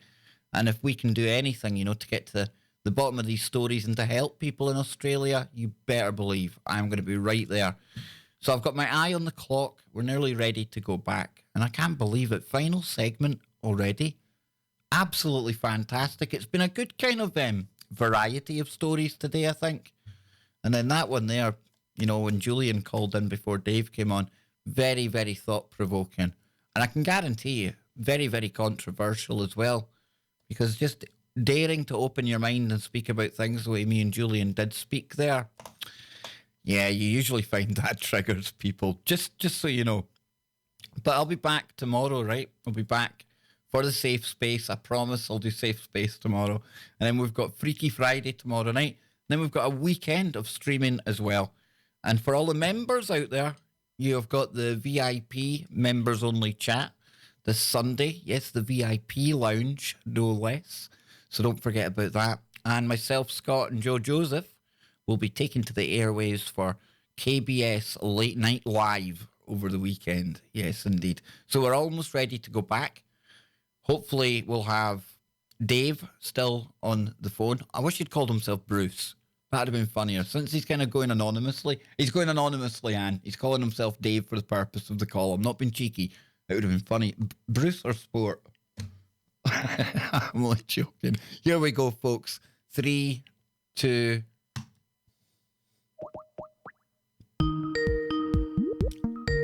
Welcome back, ladies and gentlemen. Final segment of today's Kev Baker Show, right here on TFRlive.com. Don't forget, I'll be back on TFR tomorrow with Freaky Friday with myself and the Woo crew. We will be here as the warm-up act for the Paranormal Portal. Yes, you get 3 hours of the abnormal, followed by, I think it's 2 or 3 hours of the paranormal from Brent Thomas. So, yeah, absolutely fantastic. Now, before the break, I had put a call out for people from Australia to get in touch with the show today because I was troubled by an article that I'd read earlier on about people obtaining uniforms, accreditation, documentation to be posing as firefighters and security personnel in places where they shouldn't be in and around the New South Wales fires. Now, what troubled me is the fact that it almost seems like we've got the whole California thing playing out again. And when we looked at California before, Agenda 2030 was very much in the conversation. And we have Dave on the line from New South Wales. And he too is somebody that has looked into some of the bigger agendas that are out there that the governments are pushing. He rightly, absolutely spot on to bring up the weather manipulation that happens all around the world as well, and the full knowledge of some elements of our own governments. And it's on that note that we now go back live to Australia to Dave. So Dave, take your time, brother. I want you to kind of lay out what you think, what you're seeing going on right now, and how it ties into these bigger agendas. Yes, I mean it's actually heartbreaking. Look, as I say, we've seen extreme activity in terms of chemtrailing in the skies. So the atmosphere's been manipulated, and certainly the uncharacteristic climatic changes that we're seeing here in New South Wales, and even as far over up in the northern Queensland and further down in Victoria, suggest that certainly they're in uncharted territories. And as I said before the break, just looking at what was going on, I rightly predicted that, look, this season's bushfire season would be pretty bad. Now, bear in mind, okay, Kev, that we are fast approaching 2021. And as you know, part of the agenda there is the movement of people from rural locations, part of the whole rewilding plan, from rural locations into mega cities. And would you believe it, these areas are actually earmarked as part of Australia's own rewilding plan. So isn't it a coincidence that you've got these extreme, and I call them extreme weather events happening in the areas where they've been earmarked for rewilding? Now, here's the thing: you're not going to say to people 10 years ago, 15 years ago, you would the authorities would have found it difficult to say to these people, you're going to have to get off the land, you're going to have to move into the cities. So, as in the case with the residents in the States, they've had to find more creative ways to get people to acquiesce with no resistance whatsoever. And now, Dave, now you've got that over time. You're absolutely right, by the way, brother. And we use the word coincidence there, right? But this is now beyond coincidence for me, because I'm taking your word for this here, and I've got no reason to doubt you. But I had said earlier on in the show, if there was anyone out there who knew if the areas in Australia, if they're been affected, if they're the same areas that are earmarked under Agenda 21, Agenda 30. And the reason I asked that was because it was, air quotes, just a coincidence that when we looked at the Californian fires, it lined up perfectly. In fact, it was uncanny. Now, that one-off kind of California, the fires matching locations that had been earmarked for rewilding, okay, you could kind of stretch your imagination and say, okay, coincidence. But I'm sorry, when you start to see that same pattern emerging in Australia, and Dave is so spot on, because this is the perfect kind of problem reaction solution, right? People would never have given up living outside of the city in these lovely little oases and the kind of little towns outside the major sprawling metropolises. Nobody would have been interested in moving into the rat race. But I tell you what, over this course of 10, 15 years, You turn the heat up, literally, to the point now where homeowners, I would imagine, Dave, are struggling to even get insured to live in these areas. Again, adding to that mass exodus into the city. You're spot on, brother. Like I said, it's actually heartbreaking because, unfortunately, people, they're just not wired to do their own research. And the way it's set up so that you just wouldn't think that there are any sort of external nefarious forces at play here. But okay, let's put the plans, Agenda 21 aside and just look at what's happening on the ground. Now, the last couple of days, I took it upon myself to actually do a bit of research, actually have a look at the news reports.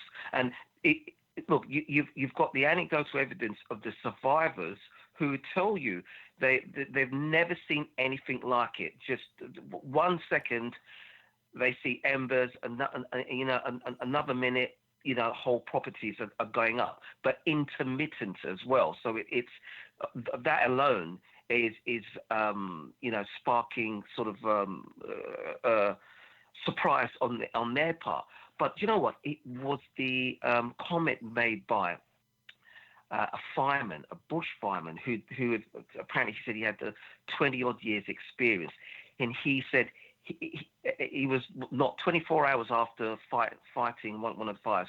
And his exact words were, quote, "I've never seen anything like it. I'm struggling to come to terms with what I saw last night." He said, this wasn't a bushfire. He said it was a hellstorm. It was a firestorm. And right there, I made comparisons to, the anecdotal evidence from the firefighters in California. So I started looking around. The Russians are going through their extreme bushfire events also. They've been having bushfires for the last 3-4 months over in Siberia. Similar sort of things are going on nefariously over in South America. So you've got to look at it and think, well, this isn't normal. We've got an agenda here, especially now, the two cities, Sydney and Melbourne. We've had a lot of activity from the activism group. The global... Is it global warming, Extinction Rebellion? Yeah. Listen, they've been on mass school kids, and I find it rather timely that we had 2 intense months of protests, and then following that, we've got these extreme weather events. It's so neatly timed to perfection. So now the general public have got this narrative. They've been pushed with this narrative that, well, if we don't do something about global warming, then these are the kind of events that we've got to expect. Yep. So there's that, and then the final thing is actually what I saw a couple of years ago. So I moved, as I say, from New South Wales to Victoria, but at the time when I was in New South Wales, I was near the Blue Mountains. I'll never forget one Friday night. I was just settling down for the evening, watching TV, and my partner, who was at the front of the house with her daughter, came running back in and says, "You need to come and have a look at this." And I'm like, what is this? It just come out. It was the dead of night, and the skies are lighting up like a rainbow. And I'm standing there, and the first thing I thought was, oh no, it's an approaching storm. But then the telltale signs of the thunder in the distance weren't there. Right then, I remembered some research I'd done a few years ago, the old HARP installations, whereby, when they're firing the lasers into the ionosphere, you get these myriad of different colors or whatever else. Clearly, they were doing some sort of experimentation. So, look, you put all that together, and you're hard pushed to discount the fact that these weather events are contrived, deliberately contrived, and they're part of the agenda. They're part of the Agenda 21 agenda. That there's no doubt about it. You know, even on the ground, we've seen massive changes in Sydney, for example, with the streets having bicycle lanes put in there. Everything that you report, say in Glasgow, we've got here. Down in Melbourne, you've got the main telecommunications provider boasting about their 5G coverage, Kev. Yeah, because I was going to ask you. Mention of the health risk. I was going to ask you, what's it like for smart cities down in Australia? Because I remember having a conversation a few years ago, and our ex-First Minister, Alex Salmond, had always said he wanted Scotland to be like the global guinea pig for EU and global programs. And somebody said to me, Kev, if you want to look at a country like Scotland, that they roll things out first, and you never hear them talking about it on the news, look at Australia. It's almost as if that place down there, they use Australia as a testing ground for some of the globalist programs that then come over to the US and the UK maybe 2-3 years afterwards. I think people don't realise, Dave, just how much Australia are being dragged into this global hellhole governance, just the same as the rest of us, because we don't hear about it in the news. Listen, it's absolutely scary. I mean, it's worse for me because I'm fully aware. You see, it's like a playbook, Kev, and you see it being played out. So we've got everything in the globalist playbook being played out, especially in somewhere like Sydney. So you've got massive number of new legislations that have been pushed through, high taxation. You've got new properties being built in areas whereby you've also got the identity. The identity of the country's changed dramatically over the last 10 years. It's draconian, Kev. Yep. You really feel, especially in Sydney, you really feel that you're living in a nanny state, highly controlled, and with a population that's very, very much brainwashed. But you see, because of the fact that they've also brought in a massive, and this isn't a racist comment. This is purely by observation. Now the identity of I would say New South Wales has become very, very much Chinese, and what's actually happened is the policies that your average Australian would have pushed back on, they're basically been introduced en masse because you've got a larger population of Chinese who are disconnected with the original Australian culture. And much of these policies, as I say, are, for example, the introduction of 5G technology, and just things that in general that you'd push back on, that have been adopted by peoples who, by their own nature, back in their own countries, they would have taken on anyway, if that makes any sense. No, absolutely. Absolutely. And, over here in the UK, it's been the same over the past 10, 15 years. And again, it's not racist. It's not been bigoted. It's nothing at all. It's just an observation like you made. But Scotland's changed as well. Scotland's totally changed. The UK's changed. Europe's changed. And again, I'm not criticising the people. I'm not having a go at them. But it's a fact. Countries in Europe are not the same as they used to be. You can look at Sweden. You can look over here in the UK, look at Italy, what's going on there. And Australia is exactly the same in Australia. And again, this is what sometimes annoys me, Dave, that because yous are down under, literally, out of sight is out of mind, and not enough people I know you've got like a couple of radio shows and you've got the brilliant Max Egan down there, but not enough people pay I know, attention. good old Max Egan. Not enough people pay attention to what's going on in Australia. But in many ways, Australia could be like the canary in the coal mine, because there's some things that happen in Australia first that if we seen it happening in Australia, we would be ready to hopefully fight back when it comes here, or just get rid of it altogether. Because, like I say, Scotland, Australia, it's as if the globalists use us to roll out their craziest policies, man. You know, Kev, the last few months, because I work as a software engineer, the last few months I've been working, as I say, in Victoria, working for one of the main public transportation companies. And, you know, in that time, the whole driverless car, autonomous vehicle,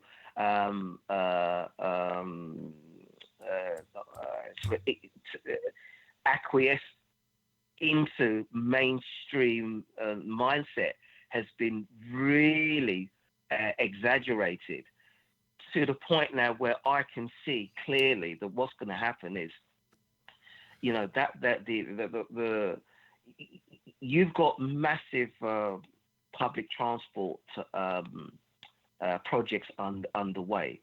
So, for example, Sydney has just introduced a tram, or about to introduce a tram system, and they've sort of been building this for the last 4 years at a massive cost to taxpayers. I mean, it's been incredible. And the bribery and corruption, the corruption that's been involved in just getting it underway. And the same thing down in Melbourne, introducing with the bike lanes, introducing, you know, all the onus here is basically to get people off the roads. Yep. Again, the whole agenda playing out, and you really do feel that they're just sitting ducks. They're, you know, especially over in New South Wales, where it's extremely expensive to live in. So if you're just trying to, a lot of people work 2 and 3 jobs, Kev. Yep. So if you're fighting to pay for bills, you're being sort of continually manipulated by the TV and what have you else. It's very, very difficult to see beyond that. And this is what I see as an outsider here in Australia. It's actually quite frightening. I mean, I'm not looking forward to 2020, 2021 at all, because they're just ramping things up to such a massive degree. And these bushfires, I'll tell you what, it's just been shocking. No, you're right. I mean, it's quite weird because you were talking about that.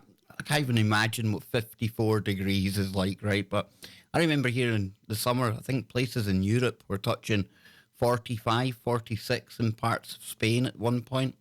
Again, totally out of character, really, really hot. And we even had, I think it was last year, if I remember rightly, we had bushfires or forest fires within the Arctic Circle in Sweden. And it ended up, I think it was Italy or Austria, they had to send helicopters up there because, funnily enough, Sweden in the Arctic Circle, they didn't have any like forest fighting material or equipment or anything like that. So it does seem to be, you know, very much does seem to be that this is a tactic. And I heard Joseph Farrell calling it something today, Dave. He called it disaster capitalism. I think that's a brilliant way of... Indeed. Yeah, brilliant way of looking at what's going on here. This is definitely an agenda behind this. I'm sorry, I don't like to go full conspiratorial, but sometimes when there's a conspiracy, you have to call it out, Dave. And what I'm seeing here is not good. Well, look, you know, it's now the new normal, isn't it? I mean, the fact that, you know, we've now got what's termed bushfire season, and you know it's the normalization of their plans and their ability to carry out to the nth degree that is really look. Do I say that I'm surprised? No, but obviously it's still heartbreaking to see it being played out. Yep. And all you can do, from my perspective, is whenever I talk to people, I try and point out that look, there's an agenda here. Well, at least try to get them to look around and start asking questions. Get informed so you can make informed decisions as to what you're going to do when things really ramp. Oh no! Now that was weird. Listen, I didn't touch anything, folks. Dave fell off the line there. That's bizarre. Holy moly. Now that was some good information. Dave, listen, dude, if you want to call back, please do. We heard a definite click there, right? And I'm not saying, folks, I don't go down that road. I'm not telling you it's the spooks or anything like that. But I tell you what, Dave had some really good points to make there. And, out of all of that, I think the one thing I really, if I was to say to somebody, what makes me think there's something untoward going on here, you think of that firefighter that's had, 20 years experience, Dave said. And he's looking at this fire, and it's not his first one, obviously. And he's saying it's not a bushfire, it's more like a hailstorm.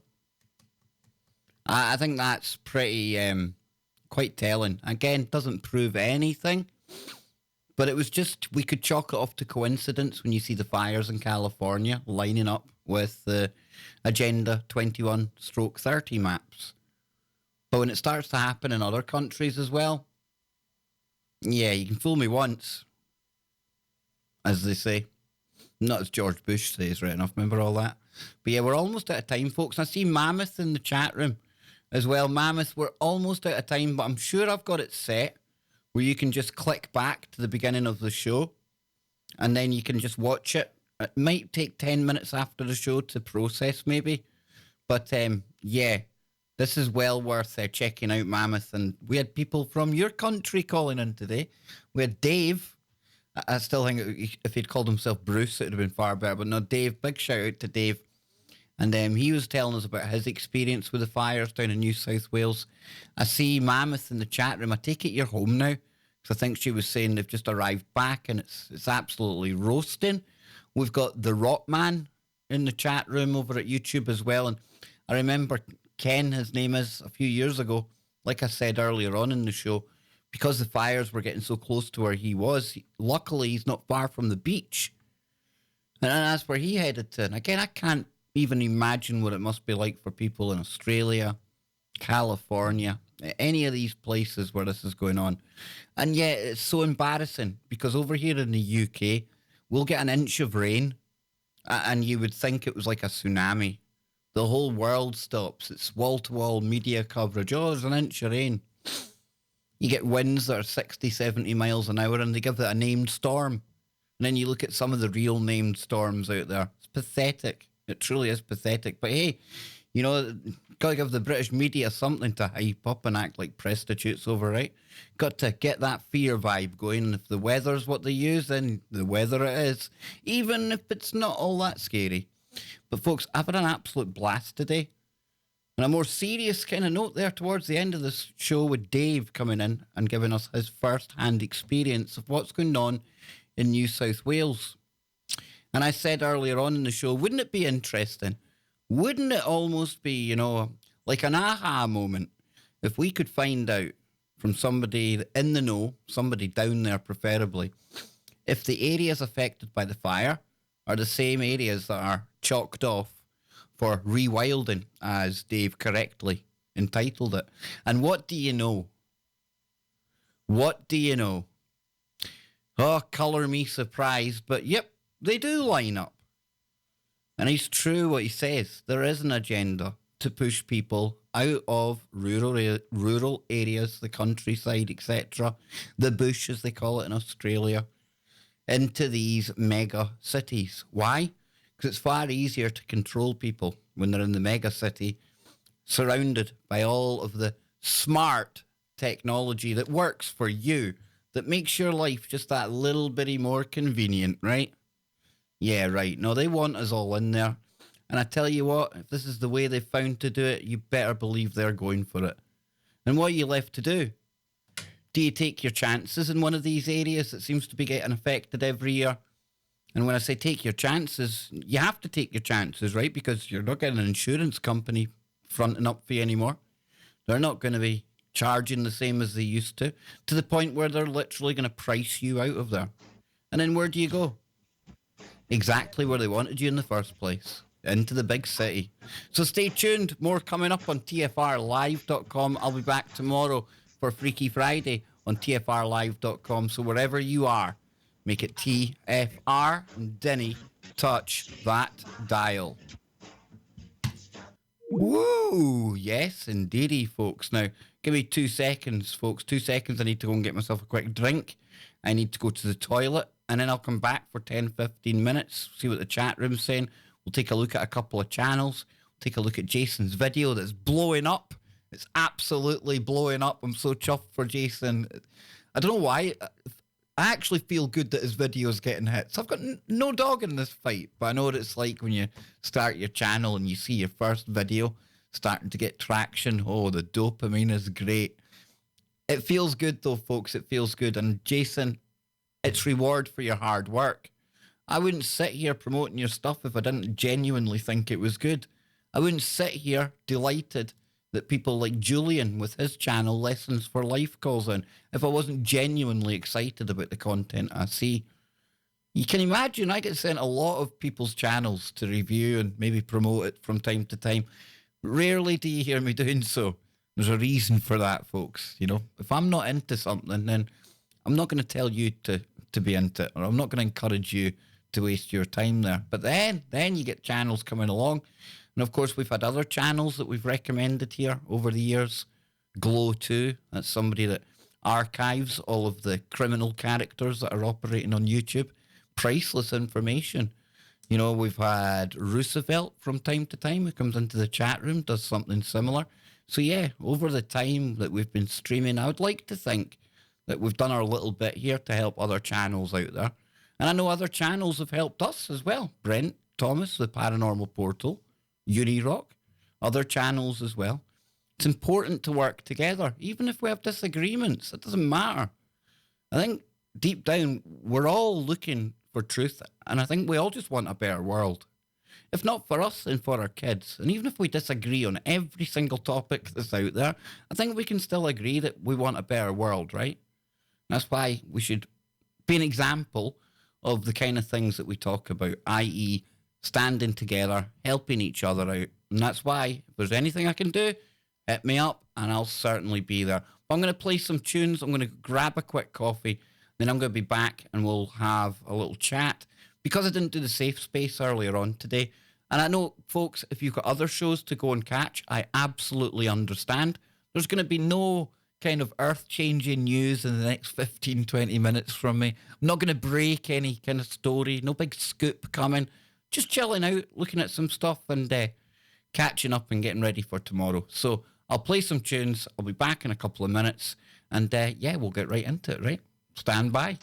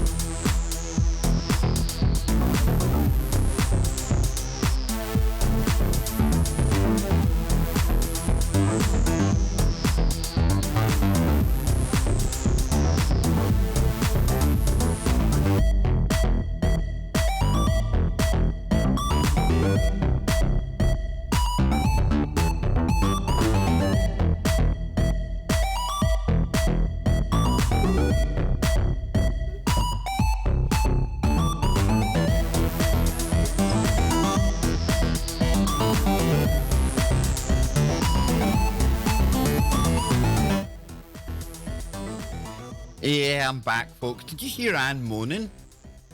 Did you hear Anne moaning at our safe space music? That's terrible. Imagine that, Annie. Ah. It sounds nothing like an old Atari game, although now you say it, it actually does. It sounds like the Smurfs. You remember that game?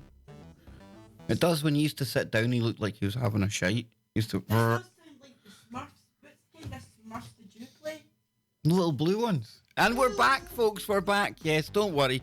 I've remembered that I am live on air right now. I've got this handled. Don't worry about it, folks. Ah, yes, indeed. So, let me come into the chat room. Let's see what the chat room's saying. And then what we're going to do is we're going to take a look. If it's okay, Jason, I want to take a look at your video again. See, this is why I'm hesitant to show your stuff. Because I want people to go to your channel to watch it. And what, over 800 people done it overnight? That's awesome. So we're going to do that. And again, we're going to look at Julian's channel. We're going to put the link out for all of that. That's twice now Julian's called. And Julian is definitely somebody well-spoken. We've seen him interviewing George Galloway. Very good at the kind of interviewing skills. Some of the topics he touches on. Just me that thinks he's set for big things.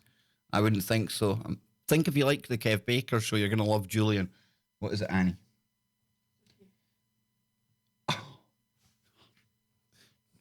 You see, I'm having to multitask here on air. Absolutely shocking. But listen, no, it's been great today. So first up, what we're going to do is let's see what Jason says. Thanks for all the new info and the new YouTube rules. Sorted out my channel today on a computer and all set for the new rules and all the needed settings. Yes, if people didn't know, YouTube now, because of a lawsuit that they lost with the FCC, I believe, they are changing their terms of service, and content creators now have to specify if their content is going to be targeting children or not. Now, I don't think there's much of the content that I do in the Kev Baker Show that you would say targets children, but some of the bigger creators out there, like your PewDiePies and Markiplier, like we've been watching lately with Joe. I mean, these people have built up channels, hundreds of millions of people. Well, Pewdie's 100 million, isn't he? And you've also got Markiplier. He's over 20 million. And most of that's kids. And they're not doing anything dodgy, folks. They're doing memes, they're playing games, they're having fun. But now YouTube have said, no, you can't go, if you're going to go targeting kids, then you can't be like targeting ads at them. And it turns out that if you take away your targeted ad revenue, you can see your income being affected by between 60 and 90%, they say. Now, like I say, this isn't a channel that targets kids. But again, we all need to really stand together. And I don't know how we work around this one, really. We're going to have to see how it plays out over the next couple of weeks. But don't be surprised if we're on the verge of another adpocalypse. Until the algorithms are trained and they work this out. And I feel so horrible even talking about this, because I remember I fell victim to the algorithm when it was training one time, round about a year ago. So, yeah, any channel that gets affected by this, I've been there, I know what it's like, and yeah, it's definitely a lot of changes. But as I've said before, and I'll continue to say, you have to improvise, you have to adapt, and you have to overcome. And they're going to shift the goalposts, be it YouTube, be it Twitter, be it any website, and it's up to the creator then to roll with the punches and find new and unique and quirky ways to get around some of the pitfalls and some of the obstacles that they put out there. I think if nothing else, we're certainly going to have a laugh with that along the way. And that's why, again, let me thank all the people out there that have gone that extra yard and become a member on the channel. And also anyone that's donated through the PayPal as well. Because that takes away a lot of the pressure. And what I mean is, so many of the videos that we do here, so many of the streams, because I refuse to not change the content and because I will cover topics that I do know take us close to the kind of the grey area. And I said this when I spoke to Google. You know, now I don't have to worry about the fact when the video itself is deemed unsuitable for advertisers, because I know I've got that core audience out there who have become members. And I know there's also people that show their support in other ways. And listen, it's a really long-winded way of me saying thank you again. That's all I can do. The channel memberships have been absolutely amazing. The fact that they gave them to us in the first place, and then the fact that all of you out there have responded so positively. I had somebody the other day message and they were almost apologising because we've got 3 tiers that you can buy in to be a member, depending on your finances. It's totally dependent on that because you're a member. There's no like different, like, oh, you're a more important member than anyone else. No, and somebody said, I'm really sorry, but I had to buy in on the budget level. Hey, Jace. You have my full permission to use my content, praying gesture. Thank you, Jason. But yeah, somebody apologising. I felt like giving them a hug and shaking them and going, why are you apologising? I'm thanking you. That's the lowest. It's $1.99 to become a member. It's the lowest setting you can go. So don't feel bad if you have to come in on the $1.99, please. And again, I didn't know whether to laugh or cry when I read it, but I get where the person was coming from, and it's because they're genuine. They care. And yeah, so again, long way of saying thank you to everyone. So then, let's have a look at Jason first of all. We'll go to Jason. And I know I don't have it on the screen yet, folks. I know. And if my mum's out there listening just now, don't worry. We'll get to our game of Scrabble very, very soon. Yes, I'm winning this week, folks. She can't come back this week. We've gone beyond the tipping point. So it's a good week in the world of Scrabble. But yeah, I'm going to pull up Jason's channel now. And it's First World Problems, folks. And it's first 1ST, not FIRST, 1ST Problems. Here we go. And if I go to the channels section in the search, there he is. There he is right there. Up to 140 subscribers now. Well done, brother. Well done. Dropping this in the chat room for you right now. Where did I put my chat? There you are. Yes, indeedy. No, Mammoth, you're a legend. Absolutely. And just you let me know once you and that man of yours are... you get the body clock, the jet lag all sorted and things. You know, that problem with these time zones and that. And once you've got your archaeological heads back on, not that I think you've got multiple heads for different things, or that'd be a cool topic. But I can't wait to get you guys on. I really, really can't. So, yeah, Jason, First World Problems. Check this out. Oh, and it was the full investigation that's had the 830 views. Now, that was Bodmin Gall Paranormal Investigation. And that's one we've had a little look at before. Turn the volume up just for a quick minute or so, just to whet your appetite. And then I'll drop a link for this in here. But 850. Come on, folks. Head on over there. I'm subscribed. I've got the bell rung. Hit the like button. And what I'll do right now is... I think that noise we just heard in the background was out on the road. Now... You see, there he is again. You know, a more, what would you say? A more unscrupulous character would have really played on that noise there. Because you could have just pretended you didn't know it was like some external source. Love you, man. That's why I love you. You debunked it. And more people than not probably would have said, oh, shh, there's something happening. Up on my own. To the creepy floor. Hopefully we'll be okay. All right. Hang on now. Jason, you might be the first viewer on the show that feels the wrath of Anne.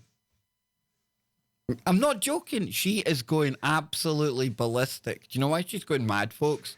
She's going mad because Jason is making everyone wait until December. I mean, Anna's got, she doesn't appreciate the fact that this takes organising and he had to book it and you need time off. No, Anne wants it now.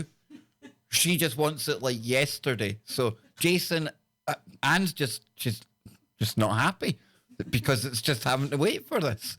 Listen, dude, she's a hard woman to please at the best of times. So if she's looking for content from you, I tell you, that's like one of the bigger compliments you can get, seriously. Yes, and Mammoth will be coming onto the show to talk about Australian archaeology and Aboriginal dreaming. Ah, can you believe that? Oh, yes, indeedy. I can't wait. I honestly can't wait. I can't wait to say to your man as well, dang, dude. Dang. So, yeah, I'm glad you made it home safely, Mammoth. Barely know you, but it feels like we do know each other. It's weird, and it works that way with so many of you people in the chat room.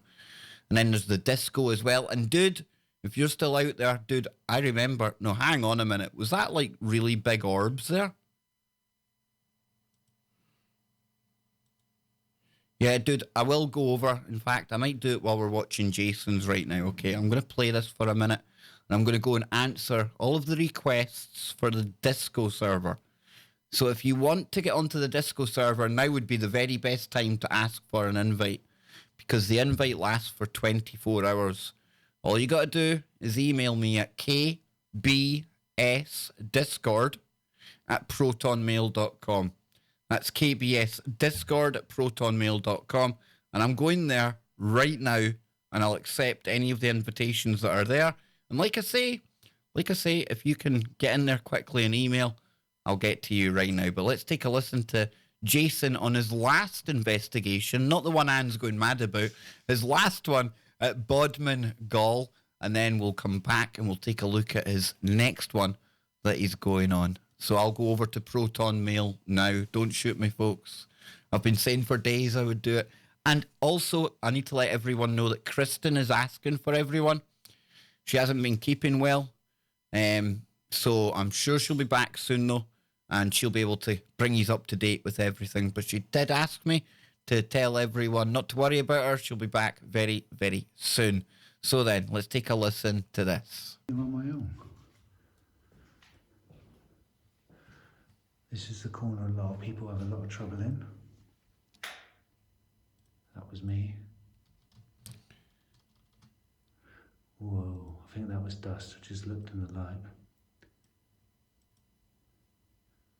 Jason hopes it was dust. Because that was some big orbs if it wasn't. Oh, we've got a lot of people. Here we go. Gotta be honest, you've got a real creepy feeling here.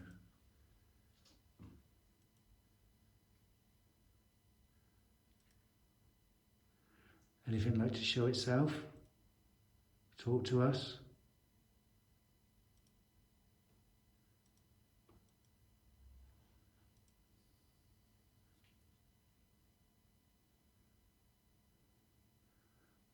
Would you like to show me?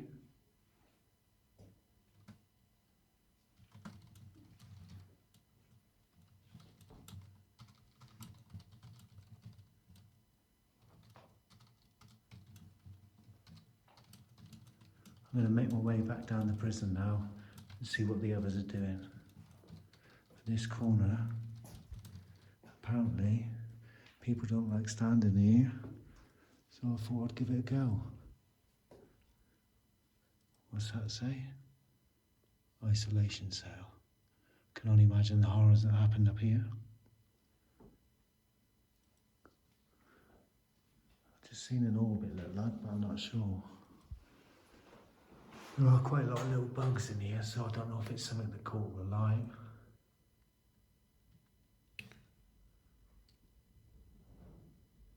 There's a lot of wind in the background, you can probably hear it. That looked like an orb though, but they're going a bit quick. Maybe it's just specks of dirt in the light, and another one. I'll sit here for a minute and see if we can catch anything. You can hear a lot of background noise downstairs. People walking about.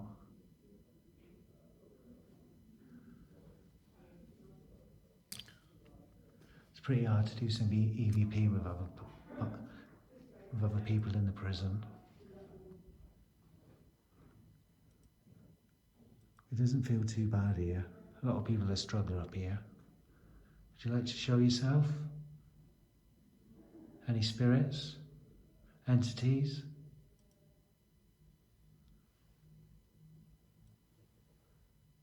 I don't know what I'd actually do if I actually seen something, to be quite honest with you. I'm pretty pleased that I'm out here on my own. I don't feel too bad in this place.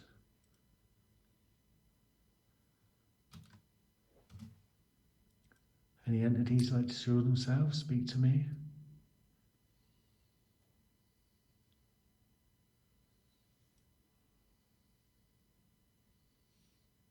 Yeah, so if you had sent an invite, you've probably just received your link, which is valid for 24 hours. If after 24 hours you haven't clicked that link, I'm going to have to come and I'm going to have to, like, chase you down. No, it just expires and I'll send you a new one. It's no biggie. But yeah, that gets you into the disco. Yes, the disco where it all goes on. Where Anne watches things with her beady eye ready to hit people with a shoe. So yes, folks, this is Jason. Now, this is his last investigation he done. Okay, so now let's go back. And let's take another look at his upcoming one, the one that Anne is cracking up about. Now, I'm not happy. It's only had 61 views. Now, come on, we've got 149 people in here, folks. If we can get half the people over to look at Jason's, that would just make my day. So there you go. I'm going to drop the channel in the link again. And let's take a look at this one. HMP, Her Majesty's Prison. Shepton Mallet. Now, we'll take a look in a minute, see what the history is.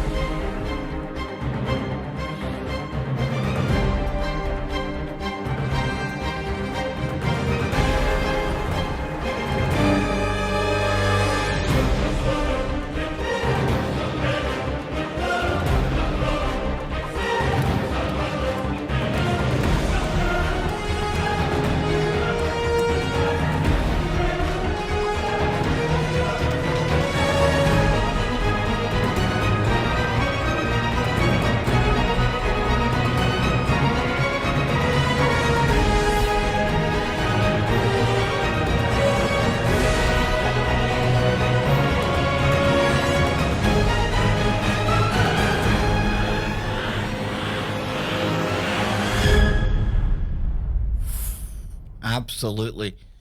You know, this is Jason without a computer. This is him basically doing this with, like, the most basic of equipment in the world, like an iPhone, I assume. And I'm not sure what he's filming with on location. Can you imagine what it's going to be like once he gets proper kit and once he gets, like, the computer and everything else, like he says in the chat room, to go through stream by stream? Somebody says they missed it. I will drop the link over in the chat room. There we go. Boom. There it is there. Please subscribe to Jason, okay? Predicting big things here. And then we've got lessons for life at Speaker's Corner. That'll take us. There it is there. This is the sign you're looking for. Lessons for life. And this is Julian. Yes, indeed. Now, we watched this yesterday, a little bit of this one, but we'll see some of the videos he's got here. I'm liking the thumbnails. His channel's looking good. 1.42 thousand subscribers. We'll get the bell on. All. Folks, I think if you like the Kev Baker Show, you heard myself and Julian talking earlier.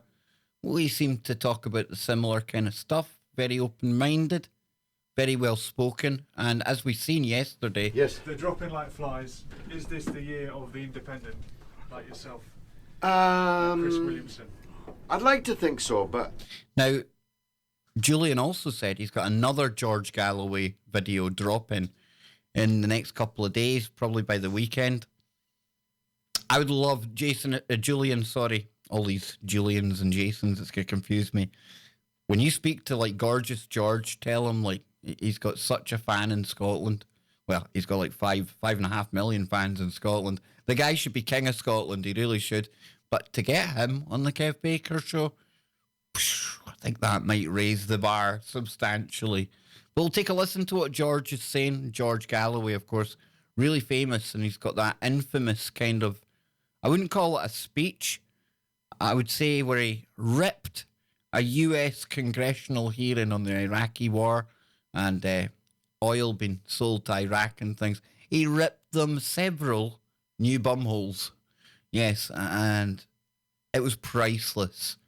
He basically went in there, they were going to haul them over the coals. He turned the tables and he absolutely annihilated them. And he sounded like one of us while he was doing it. Absolute legend of a guy. You know, the political system is rigged for the big parties. There's Farage looks like he's about to withdraw a lot of candidates, maybe most of his candidates. And the reason for that is it's not really a fair fight, first past the post. And these national parties have vast resources and independents don't. At the same time, the political class has never been more unpopular, never, ever been more unpopular. So it could be that some people may make a breakthrough. But I wouldn't encourage you to bet your house on it. Well, I wouldn't. Shouldn't be gambling anyway. No. Would you be in favour of proportional representation? It was I on the table always, a few years back. I always have supported proportional representation, even when I was a beneficiary of the first past the post system. Even if it meant the BNP and other. Well, if these people would- have support, then you have to know it. It serves no purpose to hide people's support behind an unfair I guess electoral that'll only system. strengthen them if they It can will. say we have no voice. Well, I mean, if you look at UKIP, for example, Yeah. last time, they got 4 million votes and 1 seat. Yeah, it's not. Now that's just ridiculous, and it discredits the electoral system. And I actually prefer the Israeli system. If you get 50% of the votes, you get 50% of the seats. Right. Heard it here first. Yeah. Thank you, George. Thank you. There you go, folks. That is Julian. Lessons for Life. Absolutely fantastic. Great camera shot. Great content. Great guy that we've heard on the show as well. So, yeah, absolutely fantastic. And before we go, I'm going to take a quick look at where Jason, our paranormal investigator, is going. But give me 30 seconds, a minute, till I dig something up. Then I'll be back. We'll do that. And then I'll get out of here and let you get back to your day. But thank you all so much. And remember, folks, remember, please sub to Julian, Lessons for Life. And it's the number 4. And also First World Problems. Number 1, ST World Problems. And that's Julian and Jason. Sub them up, folks. Show them some KBS love and let's get them flying up that algorithm. Let's do it.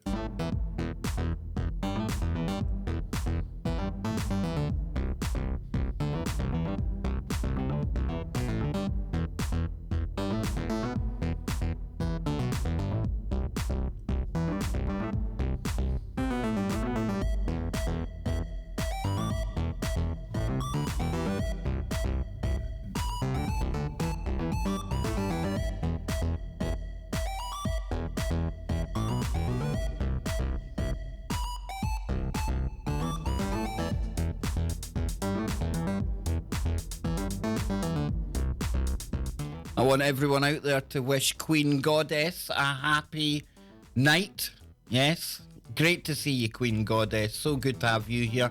We've got Lisa in there, Susie, The Real Truth, Frank, R-Top, JoJo's. Who else? Luna, Disco Duck, Frank Franklin, Lessons for Life.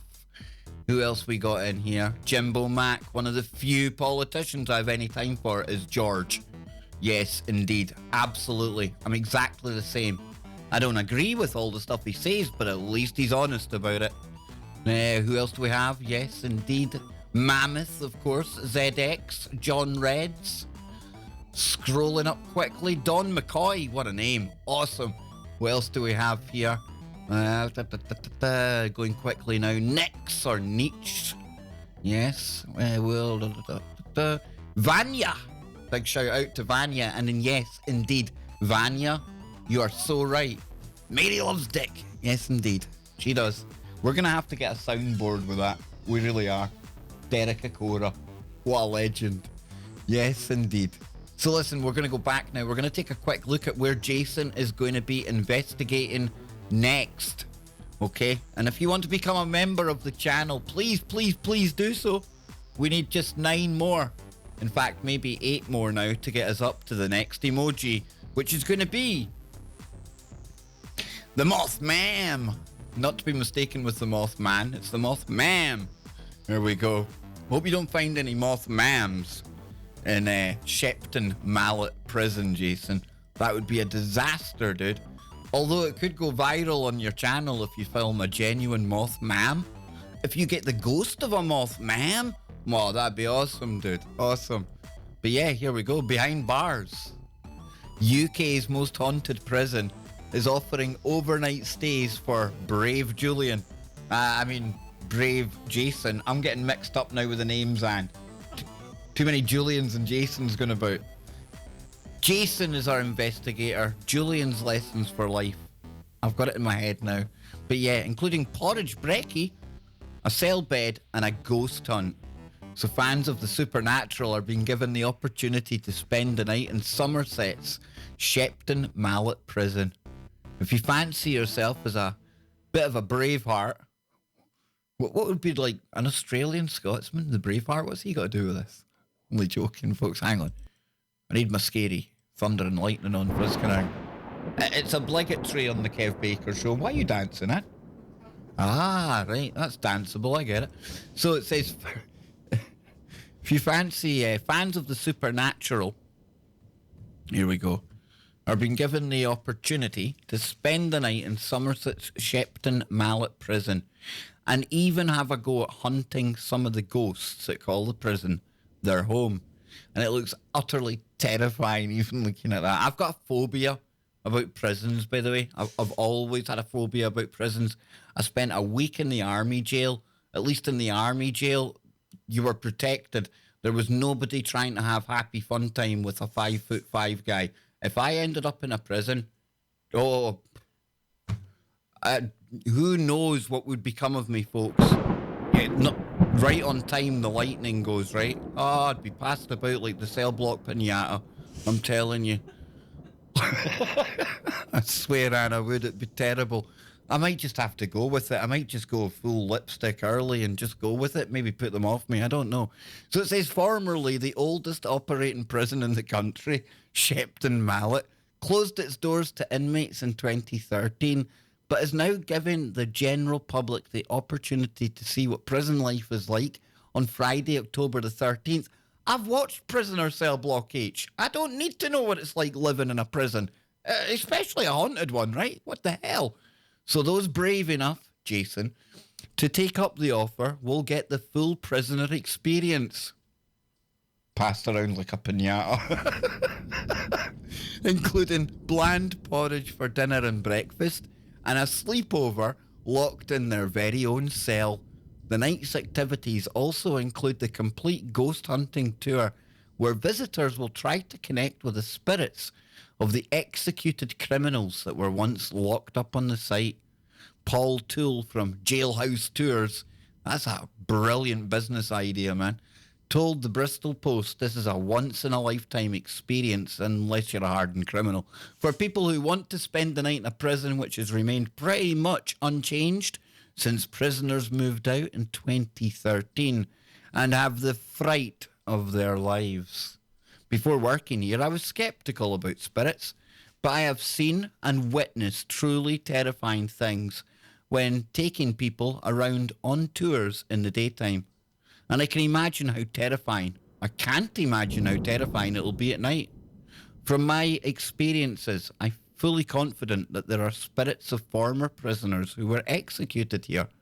So this overnight tour is definitely not one for the faint-hearted. Oh, Shepton Mallet Prison has a dark history, having been the site of a number of executions. Get this, since it first opened its doors in 1626, with the last hanging taking place in 1945. I can't think of a better spooky old jail for our friend Jason to go and spend the night. Yep, I really can. And I know this is your birthday, or it was your birthday, Jason. I know that, but dude, you need to email Kev to get a link, a Discord link. Oh, if you want the Discord, yeah, anyone that wants Discord, I'll put it in the chat for Discord invite. Write me a quick line to KBS Discord at protonmail.com.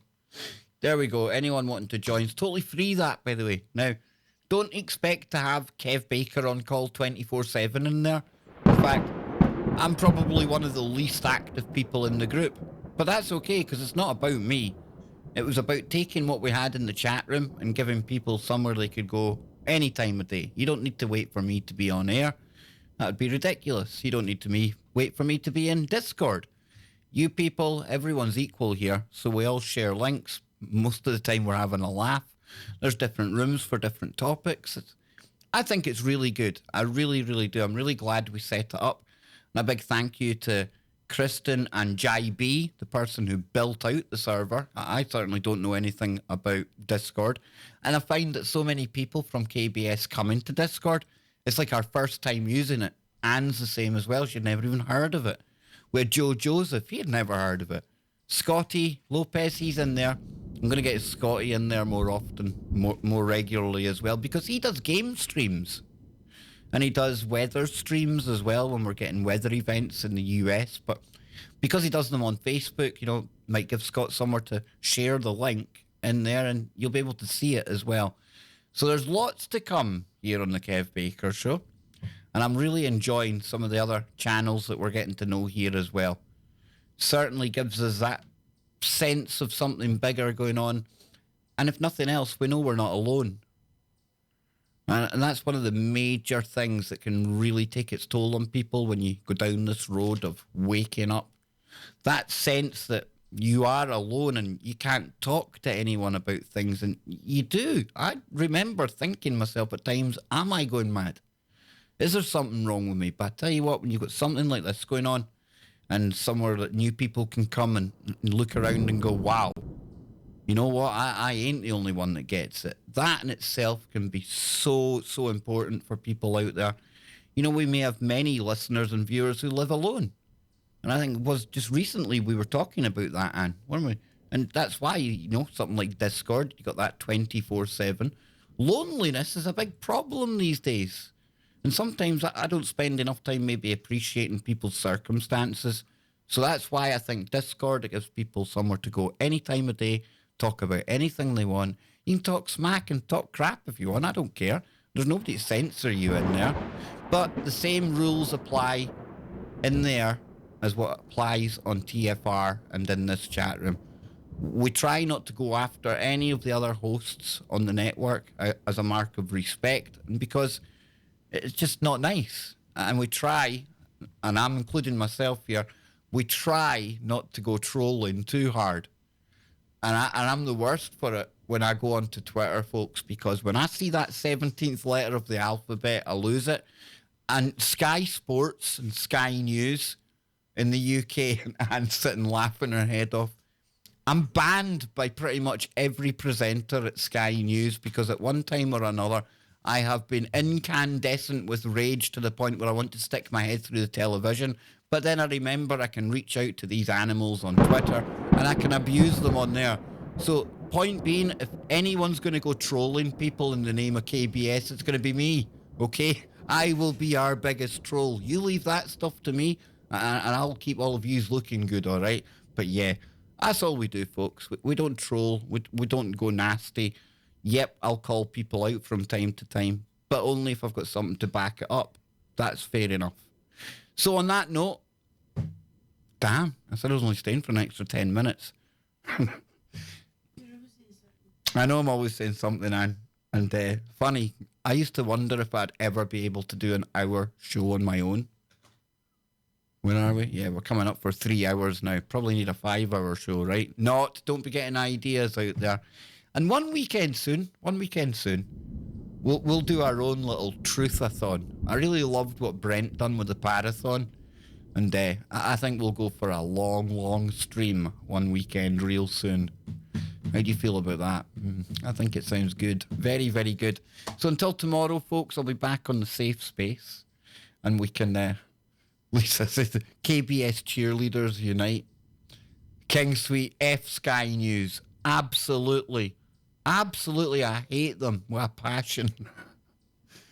Funnily enough, been toxic, Kev. The good-looking sports presenters, none of them have blocked me yet, but I've not been nasty to any of them. You know, me being toxic, Kev. So, until tomorrow, and we'll get back into lots of good stuff, and hopefully we'll have Scotty Lopez back with us tomorrow.